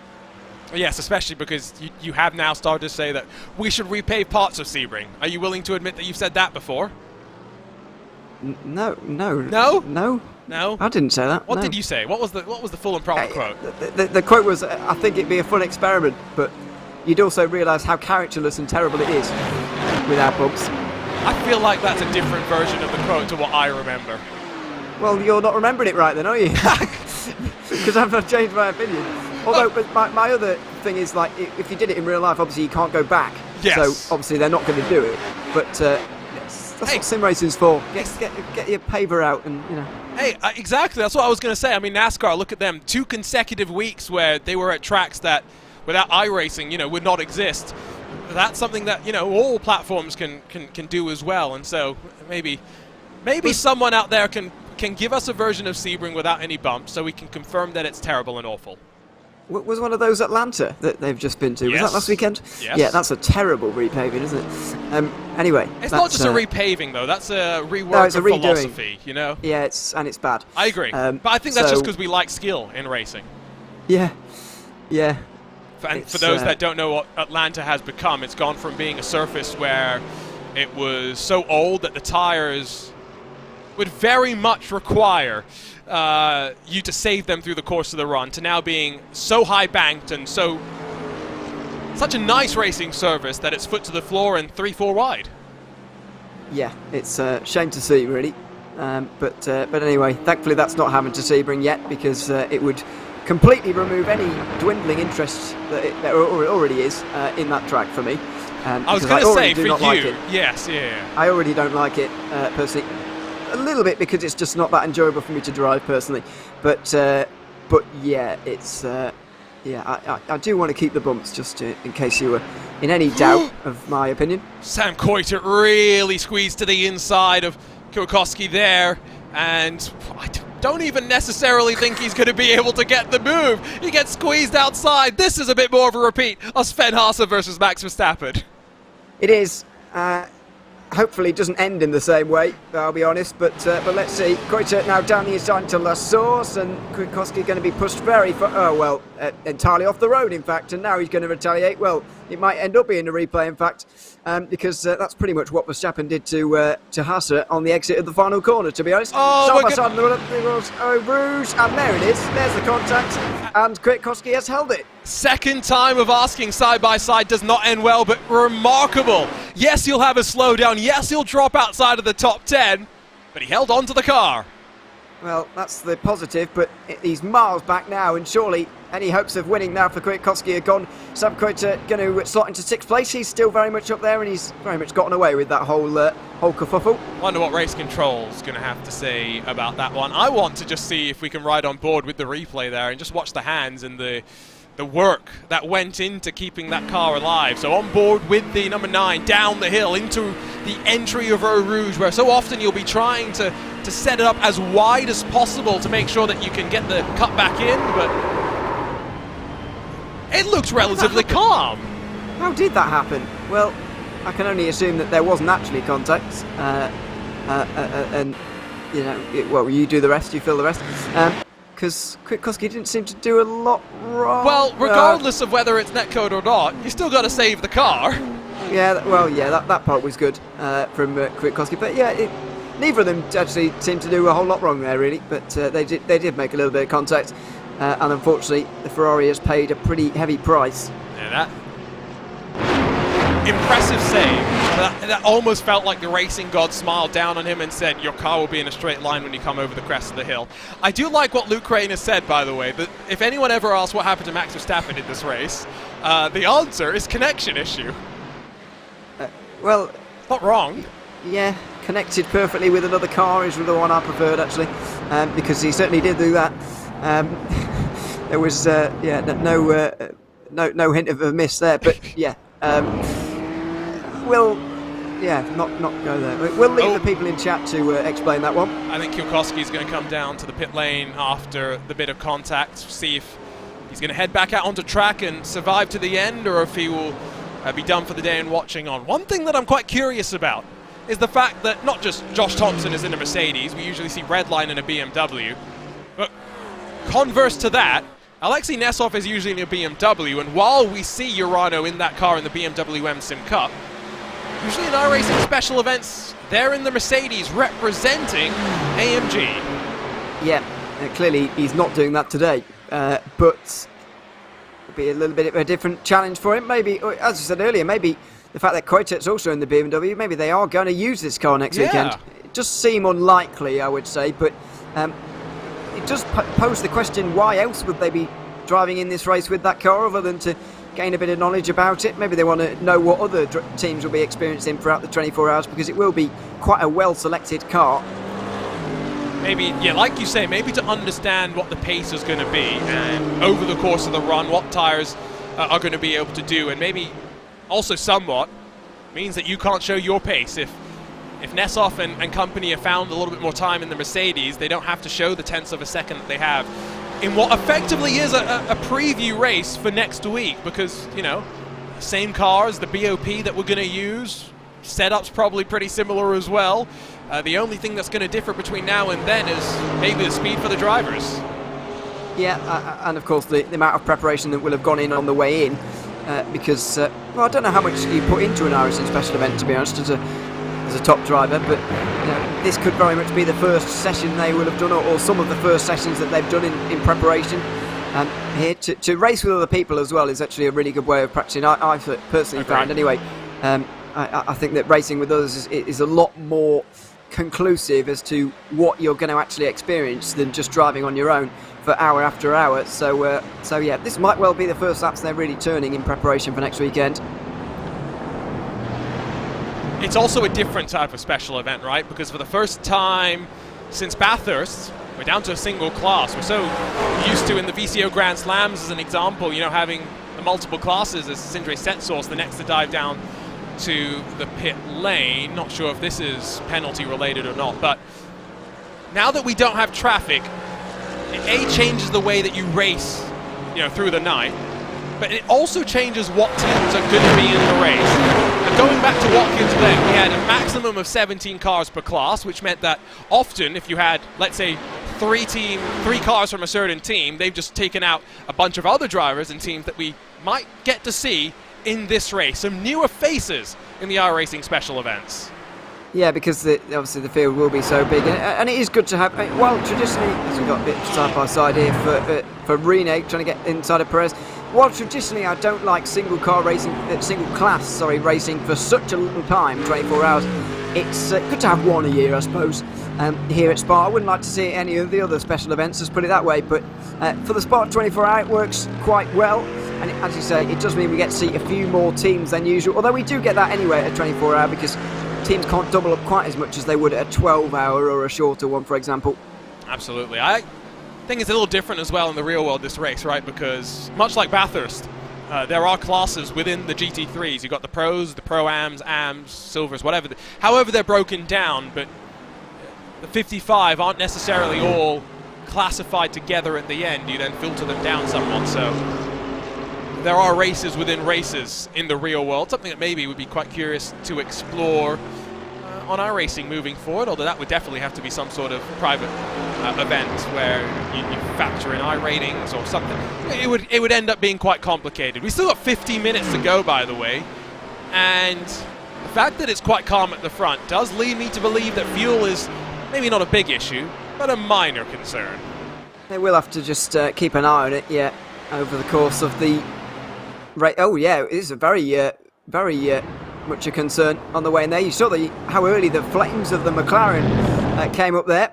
Talvo was barely round that little kink before the braking zone there, before he was already lifting off, so that's a bit of a concern. Maybe they are doing a bit more fuel saving than we thought. Well, Mike Spangler has just jumped into chat to say that there's some big brain strategy going on behind the chef doors at Was Cooking Racing Adventure, and so Sindre Setsource has come in for a 7.7 second pit stop. Now, behind him, Kuakowski did a 9.7 second pit stop. Are we guaranteed pit stops no matter what drivers do in terms of fuel mileage? Well, the fact that they say big brain strategy makes me believe that that's not the common strategy, because a common strategy is not a big brain one normally. So I'm going to say that that's the uncommon strategy, and most people are going to try and save and stay out, whereas these guys have gone for the alternate view of pitting and going fast. Let me offer you maybe where the big brain comes in, right? Maybe the traditional logic is that you stay in the line, you save as much fuel as you can, and therefore when you get to the end, you know how little you need to put into the car. Whereas if you come in and you're pitting now, A, you're losing the tow, so now you can't save fuel through that, but B, you are somewhat dependent on when the leaders cross the line as to how many laps you need to complete, and therefore how much fuel you need to put in your car. Is the big brain strategy just that they're taking a massive gamble? I don't know. I mean, look at how early Talbot was lifting off for Piff-Paff there. I mean, you barely lift off there normally in a stint. I mean, it will just follow on, because the easiest way to do this is just look at the flames of the McLaren. Listen as well. And listen, I guess, as well, but that depends if you're a visual learner or not.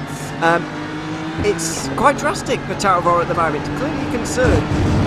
You even heard it on the entry into Stavilo 1. And so we'll ride with Nessov in through Blanchimont, and then we'll just listen on the short funnel in towards the bus stop chicane.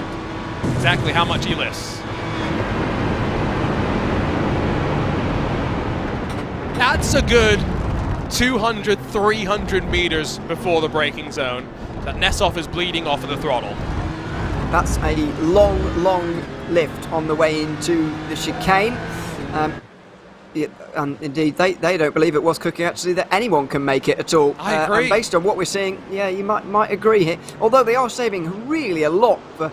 I get what you're saying about shortening the pit stop time, but they're saving a lot of fuel for people who are going to be coming in anyway.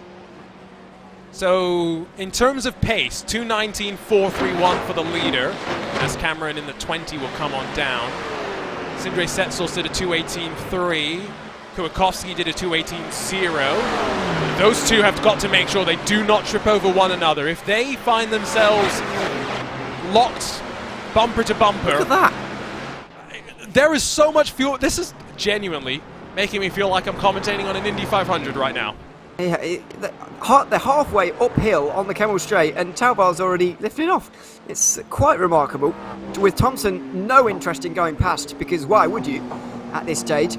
I mean, I'm surprised that somebody hasn't just gone for this and said, you know what, this event only happens once. I'm just going to go for this and see what happens and get my moment in the lead. But clearly everybody is thinking a little bit more sensibly than I will be. And you can, even on the run to Pouhon, this is fuel saving everywhere. This is on throttle application as well. You can hear being tentative through Pouhon. You get through the corner, as soon as you're exited from the corner, you're lifting once again. I'd be very curious, percentage-wise, how much fuel they're saving. But they are very much making the gamble that they are not going to need to come down to pit lane. They pitted with more than 65 minutes on the clock remaining. Well, not 65 minutes of green flag running, though. Yeah, absolutely, but it's quite close anyway to the hour in terms of making it these days in a GT3. It's no longer the sort of hour and 5, and you'll easily make it. Certainly sometimes not we're like 55 as well. Like, we're short sometimes. Yeah, very. Oh, yeah, and here we go down the inside with Maciuszki on the inside line at the chicane. Got to be a bit careful of doing that now, because obviously people will want to start coming in the pit lane. If they find themselves on the outside through the first part, there's going to be a bit of a palaver.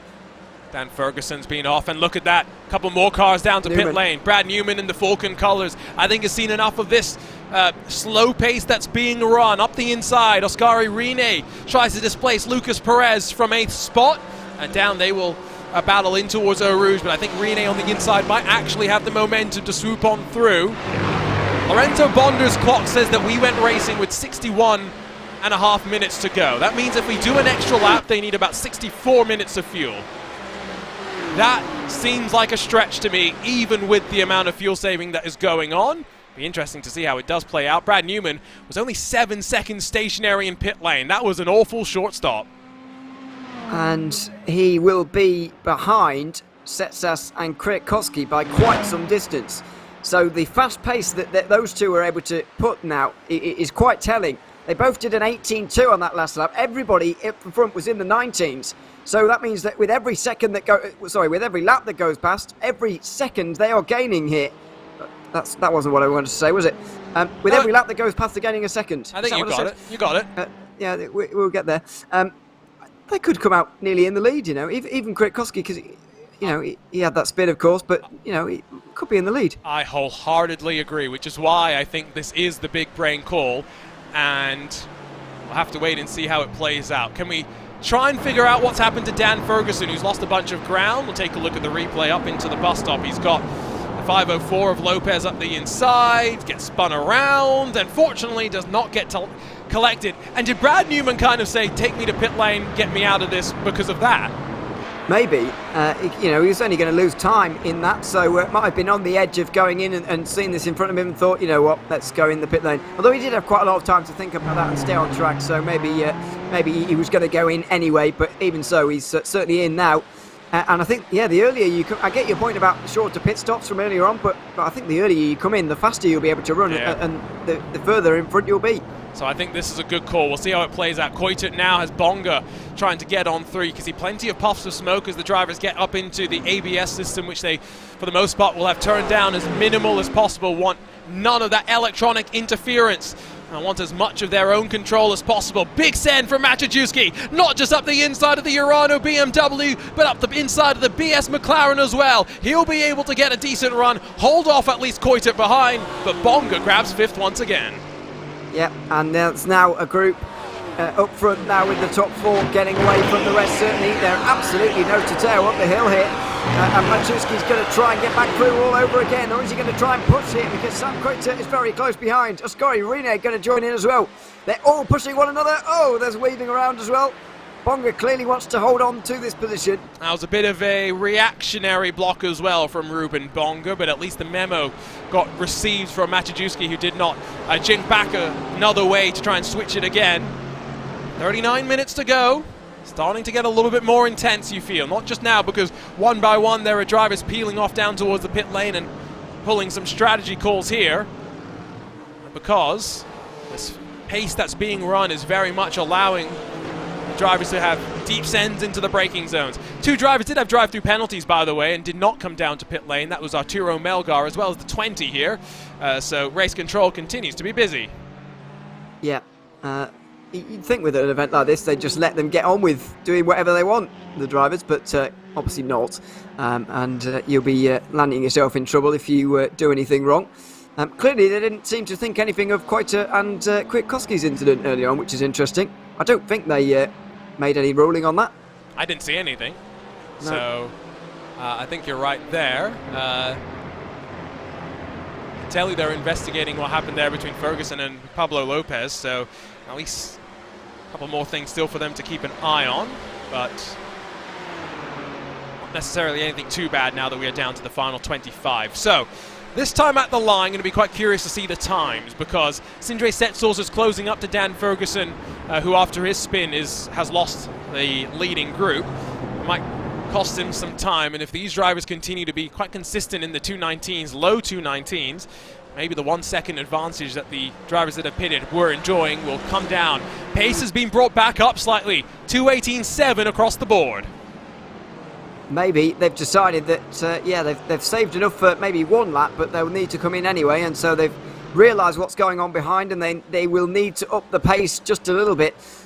The pace behind is 18.4, 18.6 from the 2 of them on the last lap, but Setzas and Kwiatkowski are going to catch some cars soon, and that could slow them down a little bit. Have to just keep an eye on how aggressive they are going to go. Still not really any moves at the front. You can see the train goes back to not just 13th and Lasse Urainen, but then 1.6 seconds the margin between him and Leandro Andretti, so still technically within the last vestiges of draft. You've got Pablo Lopez and Jorge Garcia, so 2 of the PGZ McLarens. You said it earlier, I'm just going to repeat what you said. It's BS competition domination today. Well, that's, what did I say specifically? They're thrashing PGZ or something? Like that, yes. That was what I was. You put it in the slightly more kind of context that BS competition are doing well. I'm sorry to have included Team PGZ in my description there, but anyway, it's true, because 3 inside the top 8 is very impressive, and really, driver like Rene hasn't really done a lot so far this race in terms of overtaking or being on our screens very much. It's been pretty quiet, so he's done a very good job under the radar to get inside the top 10. Yeah, the only thing they'll be slightly disappointed by is that Felix Kornbach had his snap in the McLaren, but this is meant to be in some ways a preparation event for next week's 24-hour race. Don't think we're expecting BS competition in the McLaren. I think it would be a much more likely wager to guess that they would be back in their traditional BMW, so this may be just a bit of fun for them, and they can squash the beef, and a golden toaster potentially goes the way of Reino Talvar. We do have to figure out if those toasters are going to be available for sale. Is it actually golden? Well, I don't know if the toaster is golden, but the thing that we do know is that it actually will print out toast with faces on it. Oh, right. That's fancy. Not bad, is it? Tomi Katala and Lasse Urainen have swapped around. That's a little bit further back in the field. My toaster doesn't do that. Yeah, that's odd. But anyway, yeah, it's good fight back here in the final chicane. They're just latching on to the back of the group actually up front right now. Although you do wonder now, with the pace being set by Rainer Talvar up front, 18.7 from that last lap. Well, that was a lap before actually, but even so, it's quite a quick pace, and some drivers further back might just begin to lose the draft. And we haven't talked too much about dirty air, but a couple of the mistakes that we have seen, I do wonder how much dirty air, 4 or 5 cars deep in line, how much that has played a factor. GT3 cars are aerodynamic beasts nowadays. Look at the dive planes on the front, just as an example of where these cars make up their speed. It's 12th and 13th position, and a couple of the drivers sending us look on board with what's happening behind the wheel. But ultimately now, as much as we spent the first 2 hours looking further back in the field to see who would be eliminated, now the focus very much locked up towards the front to see who can just grab potentially a bit of an advantage here in a pit stop cycle. But who's going to win the race? Where's the $500 to charity going to go? Going to be an interesting conversation to have with our winner, that's for sure. And the fact that we've got so many different manufacturers up at the front, BOP is always a hot button topic, but it's nice to see. It is. Not expecting this once again next week, really, with the McLaren involved. Maybe the Porsche will get involved, but it's more likely to be Mercedes and BMW everywhere. I mean, there was one year, I think it was a couple of years ago at Spa, just BMWs absolutely everywhere, all race. I think yeah, the best teams have them, but also it was the best car, and it was a new car at the time, I guess, as well, wasn't it? And so it just absolutely destroyed the rest of the manufacturers. Hopefully it's a bit more balanced on this occasion, but unfortunately the iRacing special events have never been chart-topping, if you like, for car variety. No, everyone goes with the car that offers the best chance of winning, which traditionally does end up being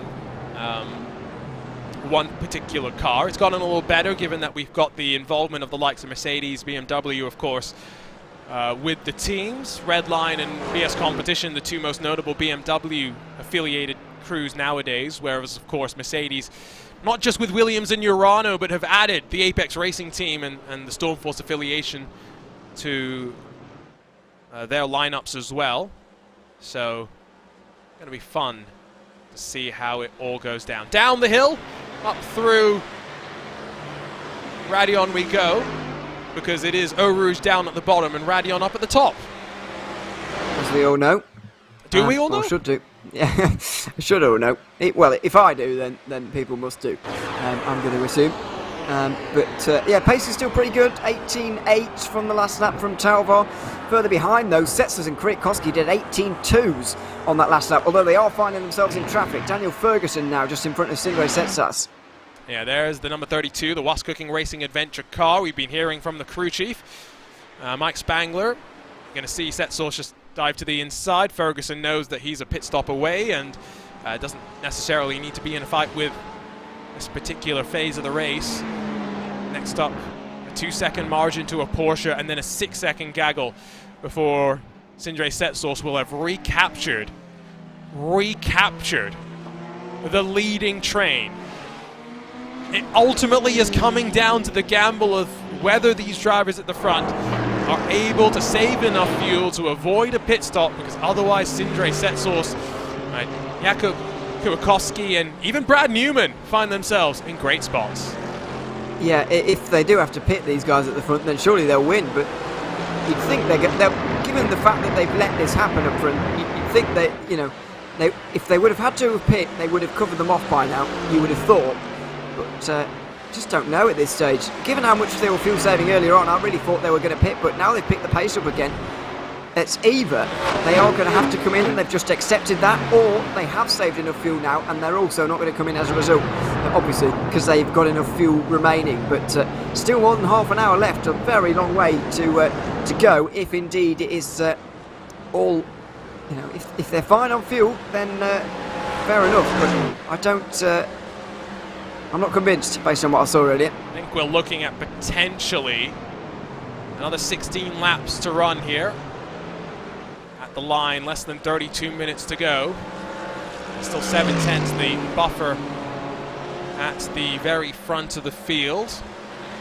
We'll say it is nice that the BOP at least is allowing the McLaren to be relatively competitive. We'll be interested to see if we find any Ford GTs in the field next week, if there's going to be anyone who is brave and crazy enough to gamble on the blue oval, but that will be probably a game time decision in some ways as to whether they're going to go for it or not. Set Source has already closed up to the back of the next bit of traffic. I guess this is the next question. How quickly, how efficiently can he get up to 19th? Yeah, and on the last lap, he was able to get past Daniel Ferguson. Did it slow him down in terms of lap time? No, not at all. 2:18.1 from him on that last lap, which is very quick. But then again, he didn't have to follow Ferguson through any of the technical part of the circuit, so maybe that helped him, and the slipstream obviously down the Camel Straight certainly helped him as well. But now he might face a problem. He has a look at the inside of Bruxelles. Now he will be slowed. Yeah, this is where the frustration might start to build, but it's not going to be a dive into this corner. Maybe Pouon, if he can get a great run, he can set something out, but the Ferrari, known for its speed and Q, maybe a little bit more in line with the rest of the cars, and the Porsche seems to be hanging on relatively strong. Leader still single file. Set Source got to have to watch in the rearview mirror as well, because Ferguson closes as the Ferrari gets chocked up behind into Piff Paff. A move to the inside, not fought back, and Set Source finally clear. Nice move up into what is going to be, what's 19th place now, but still a long way from the front. And clearly, he's just got that little bit extra speed compared to the rest. Nearly half an hour remaining, and at the moment he is 20 seconds off the lead with a bit of free track space up in front. I'm not sure he's going to be able to do it if the leaders don't have to pit. There's just too much traffic to get through. I think that's the problem, is the fact that even if he catches the lead group, how quickly are you going to be? Are you going to get 3 cars a lap? Are you more realistically one at a time, a lap or 2 between each? It's going to take just that little bit more time than maybe you have. Behind, drama, Faria straight down to the pit lane. Did Kwiatkowski get a part of that? I think he has. Yes, yeah. Well, he's got to slow down. Whether he was a part of it or not doesn't really matter now that he's got to slow down. So unfortunately, it was going so well for him. He was running inside the top 5 for a lot of today, but has dropped away now, and that is just the nail in the coffin for him. It was Ferguson trying to make a move on the Porsche, and Kwiatkowski gets involved and just a bit over-ambitious. That was him seeing his main rival get 2 cars between him and where he wanted to be, and saying, I can't be too patient, and well, I think the result's somewhat inevitable in some ways. I think Kwiatkowski is going to potentially get a penalty as a result of that as well. So just now, Sindre Set Source, that we'll keep an eye on times. He did a 2:18.8 last time by, compared to 2:18.9 for your race leader. So a little bit more equal, no real time loss or gained. 20 seconds, between Set Source and the race leader. Still though, just waiting to find out. Do these drivers need to pit? When will they need to pit? Yeah, that's the real question here. Do they? When do they? How? I guess the fuel load doesn't really matter too much. It will matter compared to each other, but they will probably take on this fuel that Setsus and Kwiatkowski did at their particular pit stops. But the fact that they've increased the pace does suggest to me that maybe they will be able to just save enough to carry on here. And I mean, my main concern is about Talbot, to be honest. The fact that he's not in slipstream for most of this stint is meaning that he can't be saving as much fuel as those behind him. The others might be all right, but Talbot's got to be saving a lot. And eventually, when those guys behind him realise they've got enough fuel to go to the end, they will just go past him. I do feel like McLaren traditionally is a little bit hungry on fuel, and so maybe those concerns grow even more in some ways. Nessol's got a smile on his face, seems somewhat comfortable riding in the 3rd position for the time being. It's back in 10th where swap rounds are coming. Urainen's jumped in front of Lewis Woods, and next target in line is going to be Parker White. Must say, I'm quite impressed by Parker White. Apex Racing Academy car, and continuing just to showcase what's been some solid road course improvement over the course of 2023. Yeah, absolutely. Good to see. A lot of drivers still very much up in contention here, it has to be said. I mean, you could put this leading group at 16. So to be up here and part of it is pretty impressive. But once again, not a lot of overtaking happening, really. Everyone's staying where they are for now, but this really is going to kick off a little bit later on. For now, it's about following one another. I really wonder how long this is going to continue on for, really. It's Ruben Bonga that's the closest to the car in front. He's got Streitmacher, who's up 20 positions so far this race. Not the biggest mover, though, because Lasse Reinen's plus 26. Not even the biggest mover, because Arturo Melgar's plus 28. And he's running 24th, penultimate of those still out there in the field. It's been one of those days, Ewan, hasn't it, where we've had flurries of incidents amongst some other great racing. We certainly have had our fair share of incidents today, as you may well know. So it's been an interesting one there for GT3s at Spa, which we see so much of. The format has been interesting. Unfortunately, the battles for those cut-off positions maybe weren't as exciting as we were maybe hoping for, but this final hour is certainly going to produce for us. And to be fair, the battles we've seen earlier on weren't even for cut-off positions, but they were still interesting.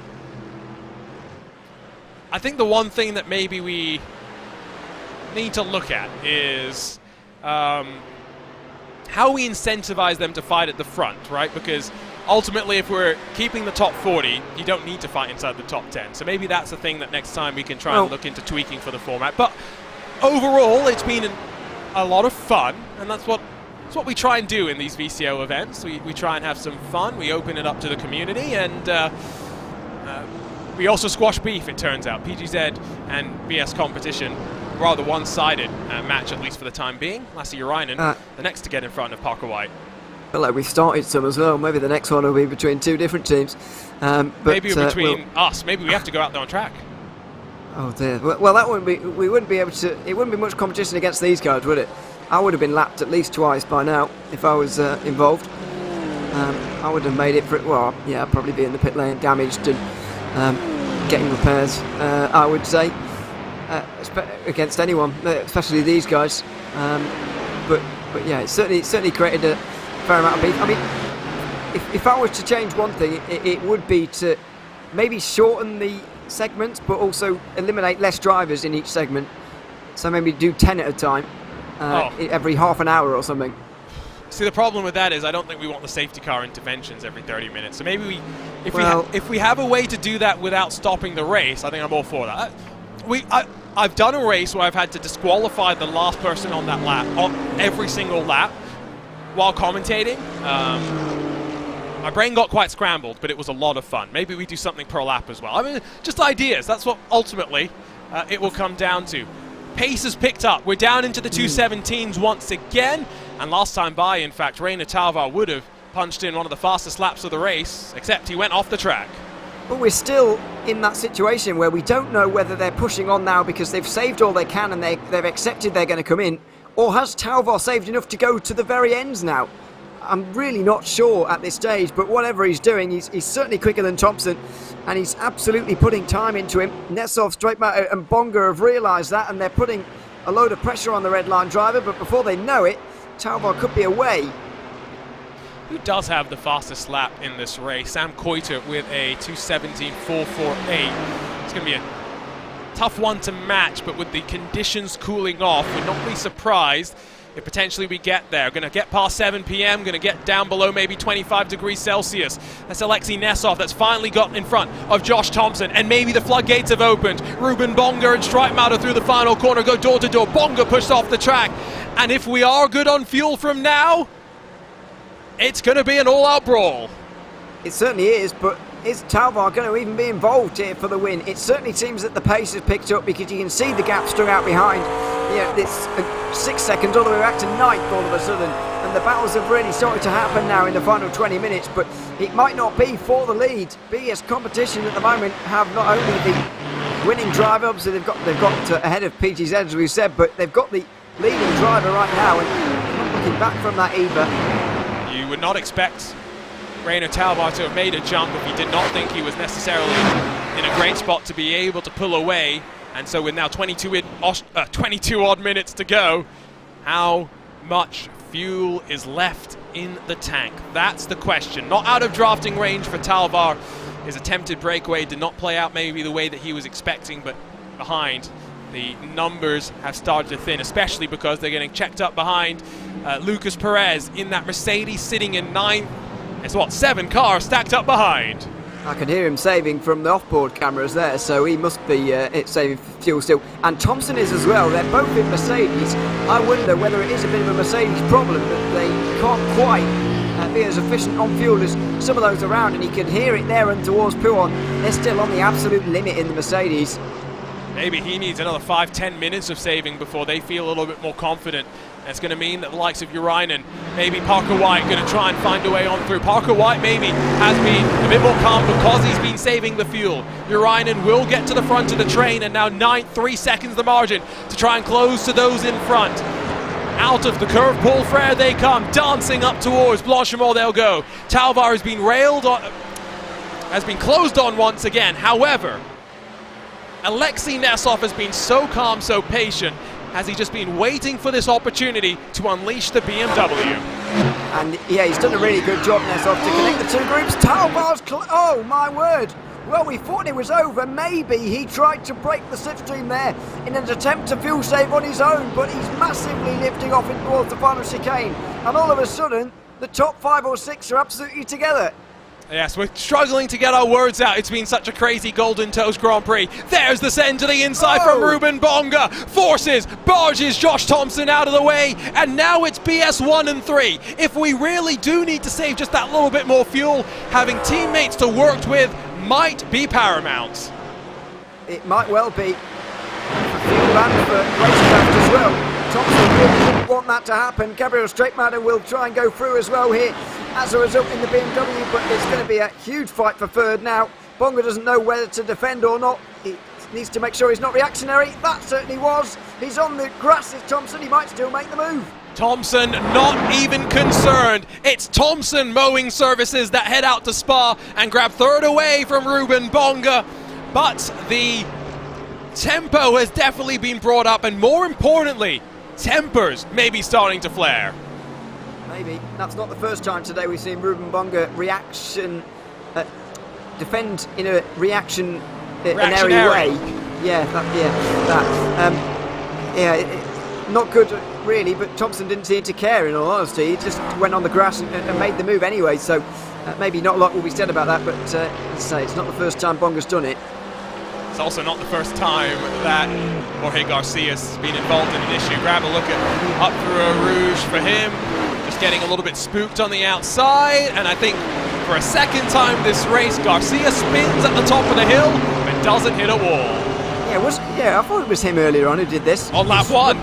Yeah, it's remarkable to see this once in a race, never mind twice. This one's a bit more understandable because there was contact, but even so, he needs to buy a lottery ticket after this because he's been a very lucky boy today.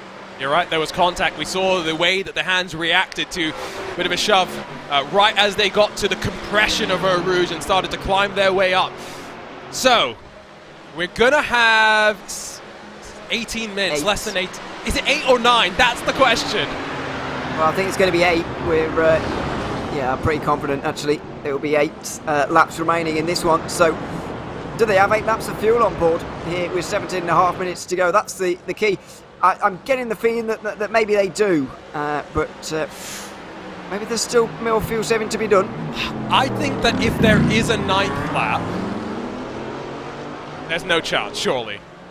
Well, there won't be a 9th lap, I'm pretty confident in that, unless they suddenly start going about 10 seconds quicker a lap than they have been. If they don't want to pit, maybe that's what they need to do. Sindre Setsos, I have been informed by head chef Mike Spangler, unfortunately has been served off the road, and so that charge maybe comes to an end. We'll grab a look at the replay here, and it wasn't even assisted. It was just trying to go the long way around Piff Paff and coming unstuck. Yeah, unfortunately, we'll never know whether that strategy would have worked out or not, because he's all of a sudden a bit further down. Just gets a little bit loose on this change of direction here. He tries to tip it back in again, just loses the Ferrari, and that's the end of our 2-strategy race, unfortunately. So it's just about these guys up front now. I think it also kind of means that the 25 that started this final phase of the race, and now down to 22, because 3, I think, are watching on from the pit lane as we continue to extend track limits here. I wonder how many incident points drivers have kept in reserve. The incident limit 35. Oh. Alexei Nesov down the inside at Puhon. Not a passing opportunity. The surprise, the late pullout, and a new race leader in the Golden Toes Grand Prix. But Rainer Talvar still holds a bit of an overlap. In through the pit path, elbows out, and back to the point. Yeah, he certainly wasn't on the apex there, Talvar, and got straight into the side of Nesov, so the tempers will just begin to flare now between the two. Nesov will certainly not want to lose this position. He'll want to apply that pressure to the McLaren on the run in towards the bus stop chicane, and I think there will be another attempt of a move. Josh Thompson still not really quick enough to get involved, so it is still about these two at the front. Is he still worried about the fuel? Is there potentially some hypermiling going on from the Isle of Man? The Mercedes still potentially a bit thirstier on the fuel numbers. How's that going to play out at the end? Talvar doesn't want to allow Nesov the door on the inside. Covers it off early. Not what Thompson does. Allows Bonga to poke his nose there. More time being bled for third on back. Streitmacher with the swap back and will grab third away from Thompson. He'll get both of the positions, Thompson and Bonga, who have both gone a little bit wayward into the chicane. Thompson back down the inside at La Source, and now it's Bonga's turn to get the jump on both of them. Let's hope he doesn't make it free wide on the run towards Eau Rouge. I think he's just going to try and push straight back to him. He believes he has a better chance of going through. Goodness, this is close. Who backs out here? Streitmacher will grab third, but now feeds draft as they crest themselves over the top of Radion. No draft offered from the top two, who have broken away with less than 15 minutes to go. The Grid and Go Esports BMW will watch in the rearview mirrors. Not Thompson pulling out, but Bonga in the McLaren, surging up the inside to challenge Sam Coitert. And for the lead, Nesov has gone for it, but it hasn't been successful. Talvar holds him off for now. Still side by side. It's Urano versus BS again, and this time Matsuski's getting involved as well, very nearly in the Porsche. Coitert through on Bonga, who really would have been hoping to be third at this point in the lap, but has unfortunately dropped to sixth. Josh Thompson has apparently gone over the incident limit. That will be it for him. Likely a penalty that he will have to come down and serve. It means that for Talvar and Nesov, was that Nesov going too early? If he hadn't gone for it, would they have been able to maintain a bigger separation to those behind? Streitmacher back into the draft and on the hunt to get to the point.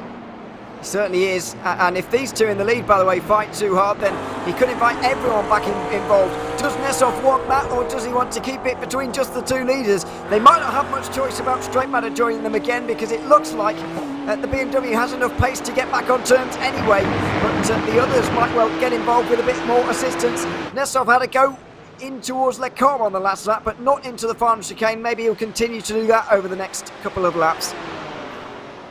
Confusion on the left. Sam Coitert, not a BS competition driver. The purple is for the fastest lap of the race. Into the bus stop once again we go. Talvar once again defensively, proactively covering that inside, not allowing the opportunity for Alexei Nesov to slip on through. There was meant to be some side drama here, not just PGZ versus BS competition. There was meant to be Sven Haasper versus Alexei Nesov.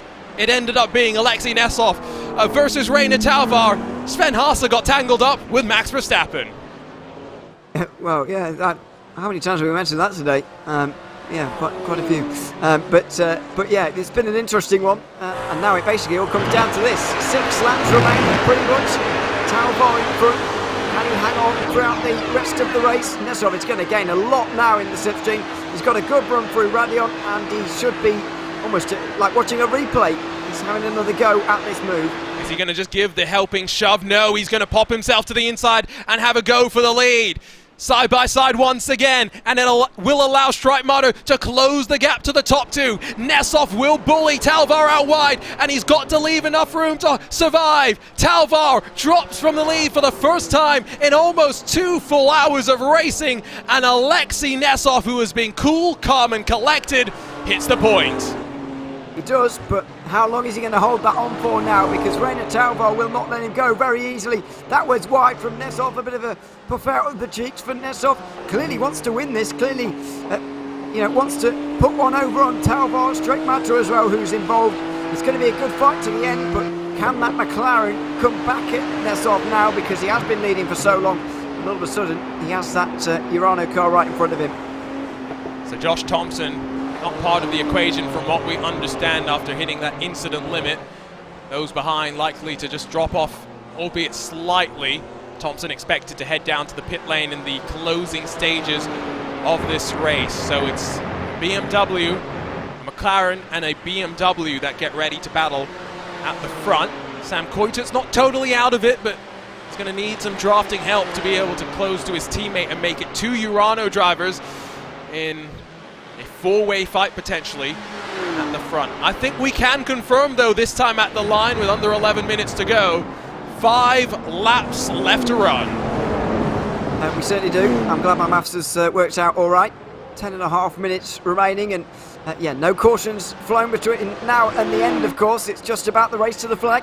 Josh Thompson comes into the pit lane with still 5 laps remaining, so is that a problem for just the Mercedes, or will it be one for everyone? Again, just remember, that's the incident limit that we were mentioning for Josh Thompson, so he's got the black flag that he's going to come in and serve. It means that the separation now opens up between Coitert and Bonga for 4th and 5th positions. Just to touch on the fight of Team PGZ, by the way, Leandro Angeruti has been the best of the PGZ McLarens throughout the entirety of today's running. He's up to 8th, and it's not going to be enough. No, unfortunately not for PGZ. It's been BS Competition who have really dealt with this a little bit better, unfortunately, over the course of the day. But Anderutti's still done a pretty good job to get up into 8th place. I seem to remember him being quite far down earlier on. Don't know whether that's true or not, but he's inside the top 10 now, which is all that matters. It's not going to be the race win for him, though, you wouldn't imagine. No, I don't think so. So, Talvar in dirty air once again. We saw him in this spot in the first hour, but the thing that stood out to me initially, Ewan, was that the red line duo at the front, who were then Pinto and Verstappen, never got closed on by the BS competitions behind. Not sure if it was fuel related, I wasn't sure if it was top end speed related. But does Reina Talvar even have enough top-end grunt to be able to close the margin? Because through some of the slipperier stuff where the McLaren's a little bit more wayward, it looks a little bit wild. Yeah, I mean, it's going to be interesting. I think the main reason why Verstappen was able to hold the lead for so long in the first hour was because Pinto was pushing him. But then again, Pinto was driving a BMW, and maybe it was the BMW straight line speed that was basically being transferred to Verstappen because he was being pushed the whole time. And Talvar and Kruenbach, as it was at the time, couldn't get anywhere near because, as you say, there was a BMW in front and they're in the McLaren, which is not quite as good. But it would be a pretty drastic turn of events if the McLaren was slower than the BMW in a straight line, surely. Still saving fuel, though, for Reina Talvar. You could hear it on the entry into the bus stop. Schreitmacher not close enough to take advantage of that. But is he going to be able to get the momentum out of the corners? The benefit sometimes of Schreitmacher, by the way, fastest lap of the race with a 2:17.291. That's how much the pace has been brought up. Talvar was faster still with a 2:17.151, albeit with a off-track somewhere in that lap. The thing that sometimes I found, especially at Spa, is when you're backing corners up, you become a lot more focused on the exit when you're saving fuel, and therefore you actually sometimes can go faster. Saving fuel does not always mean you go slower, and Talvar directly in the draft. Nesov covers the inside, climbing up the Kevel on the run into Lacombe. Jinking back goes the McLaren, but Nesov still holds the lead. Yeah, it seems we were talking complete rubbish. The McLaren is fast enough to challenge Nesov there on the straight. Schreitmacher just going to watch from behind and see what happens really before getting involved himself, but that is an encouraging time for us there. Reina Talbot is certainly fast enough in a straight line to challenge Alexei Nesov, and he certainly will in the next 3.5 laps. Look at the flames coming out the back of that McLaren off throttle. Plenty of time there, being careful not to push out too wide. Especially given that Thompson's already been bitten by the incident limit. Think that was contact assisted as well. You got to be careful. Leave yourself room for a 4X in case that the fight for the win for the Golden Toast Grand Prix comes down to elbows out through our final trip around the Ardennes. It will be these three though, because Sam Coitert has been dropped. It looks like it. I mean, it depends how hard these front three battle, to be fair. If they really go for it, then you never know with the other four. But I agree. I think it is just going to be these three to the end, and I'll be interested to see what Straight Matter does, really, because he's just hanging on to the back at the moment, just watching from behind. Does he get involved here, or does he want to see the outcome of the battle in front? I would argue he has to kind of watch and see what happens. And we talked quite a bit at length about Reina Talvar leading, and Tao wasn't necessarily going to give him an easier job at the end of the race. It was always going to give him more work to do, and so as he continues to save fuel, continues to try and stay on the back of Alexei Nesov, so while he tries to calculate a way to try and find a way to the point. Once again, faster by Strike Matter, but it's more the consistency that will stand out to me. It was a 2:17.271 a lap ago, a 2:17.270 this time by 1/1000th of a second, splitting 2 consecutive laps. Well, it still says a lot about the pace that is being shown by these front guys now, because Straight Matter I wouldn't have said was the quickest of the three on that last lap. I thought Nesov looked pretty quick, especially through the middle part of the sector, but now he's under a lot of pressure. Maybe just a little bit more wing angle on that car compared to Talvar, who was once again not close enough that time.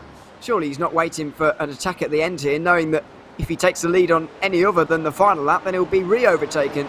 I feel like there was still some saving going on there for Reina Talvar. Sam Koiter picks up a little bit of gravel in the background. You can see Ruben Bonga closing on in. No matter how we scored, by the way, the battle of PGZ versus BS competition, whether it was, you know, accumulated positions or the best finishing driver, by all metrics, except for worst finishing driver, BS competition wins. Yes, so we don't really need to have that argument at all about which one should count, because it doesn't really matter. Unfortunately for PGZ, maybe they can come back. They need to select something themselves next time that suits them a little bit more, rather than letting everybody decide what they should do. They should tailor it to themselves. I mean, this was an event format that was about as wild as you could get, right? And I'd say that BS competition have more of a disadvantage in having to switch from the BMW than PGZ does, because even looking their non-McLaren drivers, we got what, a Ferrari, a Mercedes from them, like they'll drive anything. They don't mind. Yes, but even so, they could have made it a bit easier for themselves, PGZ, by fixing the event, I guess. That's where you need both Florian and Pablo in race control. Next time, we clearly need both of them to hit the caution button before the caution is allowed to come out. Or yeah, just whenever it suits them, really. They're kind of in control. They're doing what they want. But yeah, I mean, unfortunate for PGZ, really. But hey, I'm sure they've enjoyed themselves anyway. As Nesov makes his way out of turn 1, he's far enough ahead of Talvar, you would argue, to stay in front on the penultimate lap here. Basically equal gaps between Nesov, Talvar, and Strike Matter. So with the drivers going on to their 26th lap of the fuel run, it's a pretty impressive job for them to have been able to run that pace for so long and then bring it back up and be able to re-hit their rhythm of full racing conditions. No challenge as expected. Talvar still just that little bit too far back, and has Nesov timed this out well, just in control seemingly of this 2023 Golden Toast Grand Prix. And at the moment, Nesov is certainly looking in control of this. He's strong through the middle sector, and Talvar not quite quick enough into the important zones, really, the complex. To quite do this. It's pretty frustrating for him, and now Nesov's just using those last couple of off tracks that he might have in the bank as well, just to a bit of a dark art there from Nesov, but that's all right. It brings it up to 9 tenths nearly.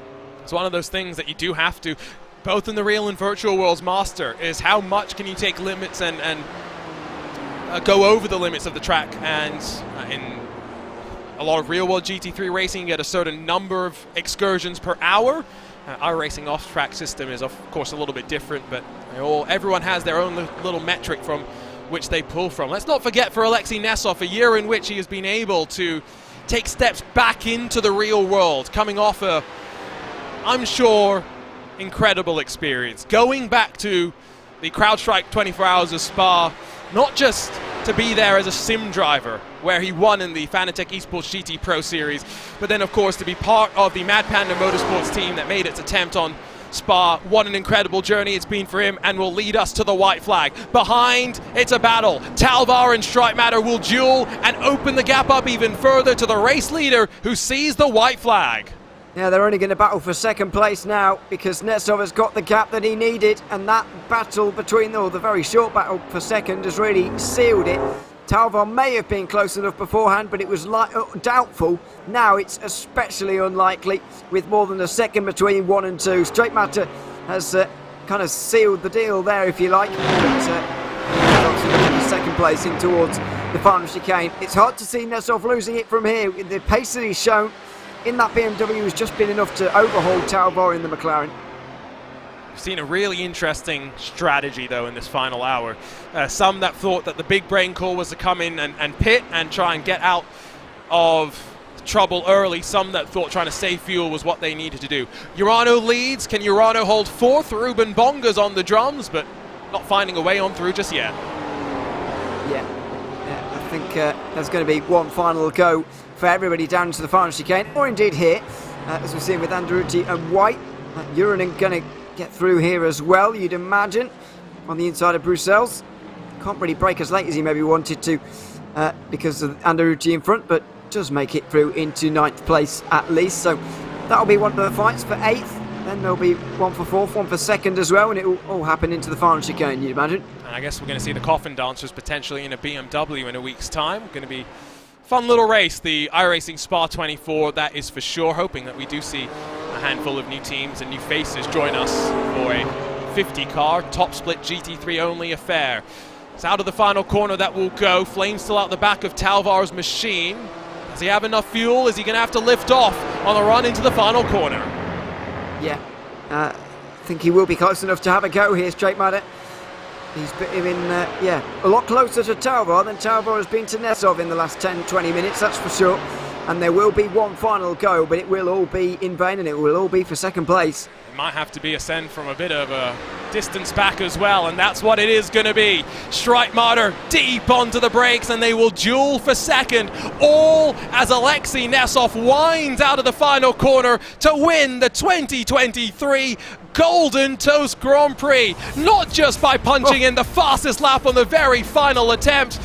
He'll grab a toaster, he'll grab $500 to his chosen charity, and he sets up potentially a week building to one of the biggest races on the iRacing special event calendar.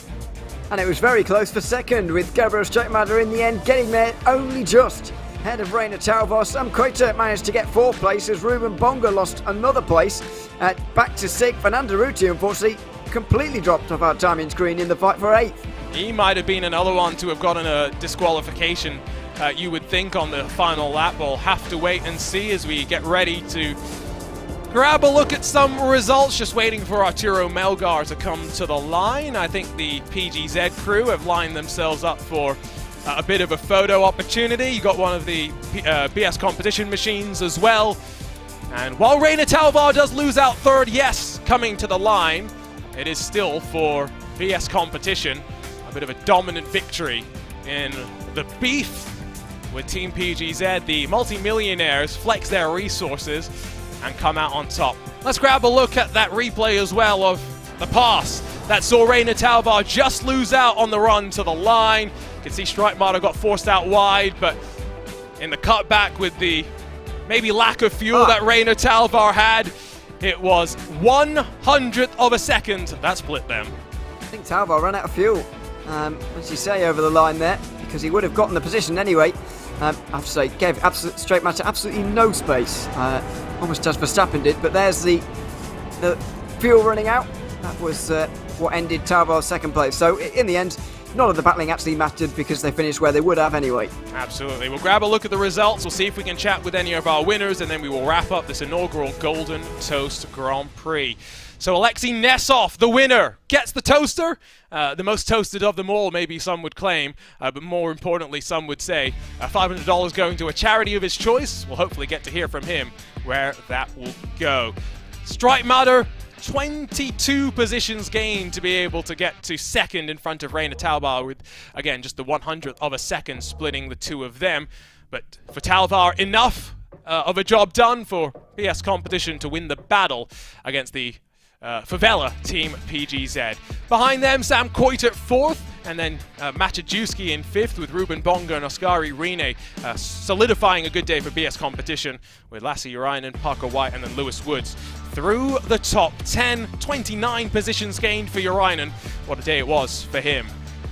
Toby Catala was in 11th in front of Pablo Lopez. Lucas Perez was in a bit of fuel struggles at one point, but able to get 13th in front of Petr Smeliak, Timo Winter, and then Daniel Ferguson. Sindre Setzel spun at one point, and his alternate strategy only saw him come across the line 17th in front of Brad Newman, another driver plus 29, George Garcia, and then Arturo Melgar through the top 20.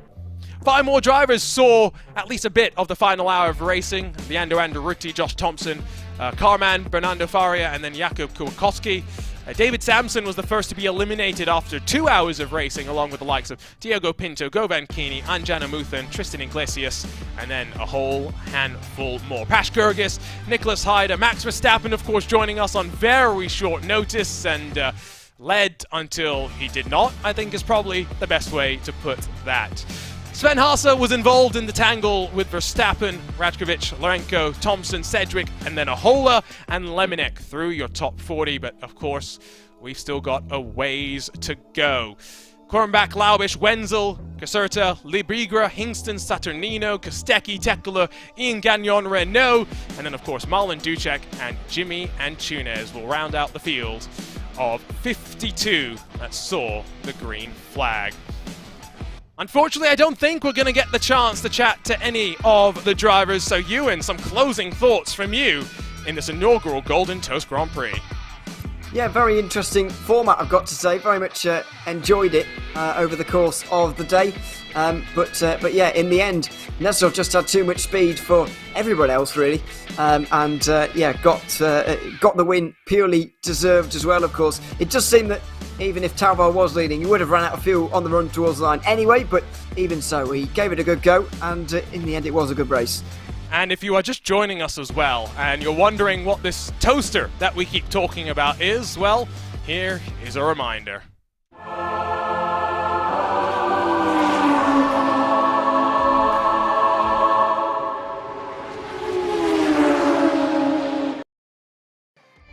We aren't joking when we say the winner walks away with the Golden Toaster trophy, and that will indeed make its way on over to, I'm sure, a delighted Alexei Nesov. We're trying to give him a couple of moments just to come and join us here to close out our coverage of this very first Golden Toast Grand Prix.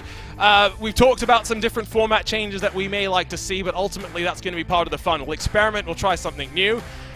And now we get to look forward next week to the iRacing Spa 24 Hours, Ewan. Yeah, it will have been a little bit of good practice for a lot of the drivers here today to get their first, get themselves back into it a little bit. Although, given that the BMW MSIM Cup was there last weekend, quite a lot of people will have been, or the weekend before, quite a lot of people will have been used to this circuit and this combination anyway, if the BMW was the car that they chose. So, yeah, it's a little bit of preparation for them, and I'm sure they'll be ready for next weekend, where we'll, of course, be eagerly waiting for the next winner of the iRacing Spa 24. Absolutely, and just the one winner, of course, as well, because no multi-class action. I did say I was wearing a shirt, by the way. Can you see what it is? No. Yeah, Pure Sims. Yeah, there we go. It didn't work out well for Dan Ferguson, but at least you can see that we do very much wear the things that we are doing. I'm still, again, look at Alexei Nesov asking me for the team speak address. So we're going to keep talking. We'll give him a couple of minutes to come and join us so we can speak to the most toasted of them all before we wrap things up here. Again, I feel like if we're going to do this, Ewan, we're probably going to do it in the build-up to another special event. So I'm just saying, Petit Le Mans, 3 classes. We'll have LMP2, GTP, and the GT3s. Can you imagine how crazy that would be? Yeah, that would be quite a lot. Too much, some would say, if you're going to do that, because yeah, it'd be very different. But who knows what we'll do in the future, to be honest. I doubt we'd see this return in exactly the same format with literally nothing changing at all, whether it be cars or track combination or even the format itself. Surely we wouldn't do exactly the same thing all over again, even if it's in a year. I'd imagine just something will change, and I would like to see the way we knock drivers out change just a little bit, because those battles for 20th and 40th today, or 25th as it turned out to be, and 40th didn't turn out to be the most interesting in the end. I think it's given us some opportunities to look at what else we can do as ever. VCO continues its pursuit of not just pushing the boundaries of sim racing, but of course of pushing the boundaries of esports racing. Don't think we're going to get the chance to chat with Alexei Nesov. He's having a quick chat with Pablo over on the Twitch channel, so instead we will wrap things up for this very first Golden Toast Grand Prix. What fun that we had previewing not just the action of next week's iRacing Spa 24, but getting together to squash some beef and to donate money to charity. We had some real-world drivers show up. Max Verstappen, Brody Kostecki on very short notice. And the Golden Toast Grand Prix saw the most toasted of them all being Alexei Nesov. Who knows, next time we'll see you here on VCO Esports channels. Don't forget you can stay connected to us through the world of social media and by joining us every other Tuesday for the VCO Esports studio. For the entire team behind the scenes, for Ewan O'Leary alongside myself, Arjuna Kanki Party, thank you so much for joining us. We'll see you next time for more great esports racing.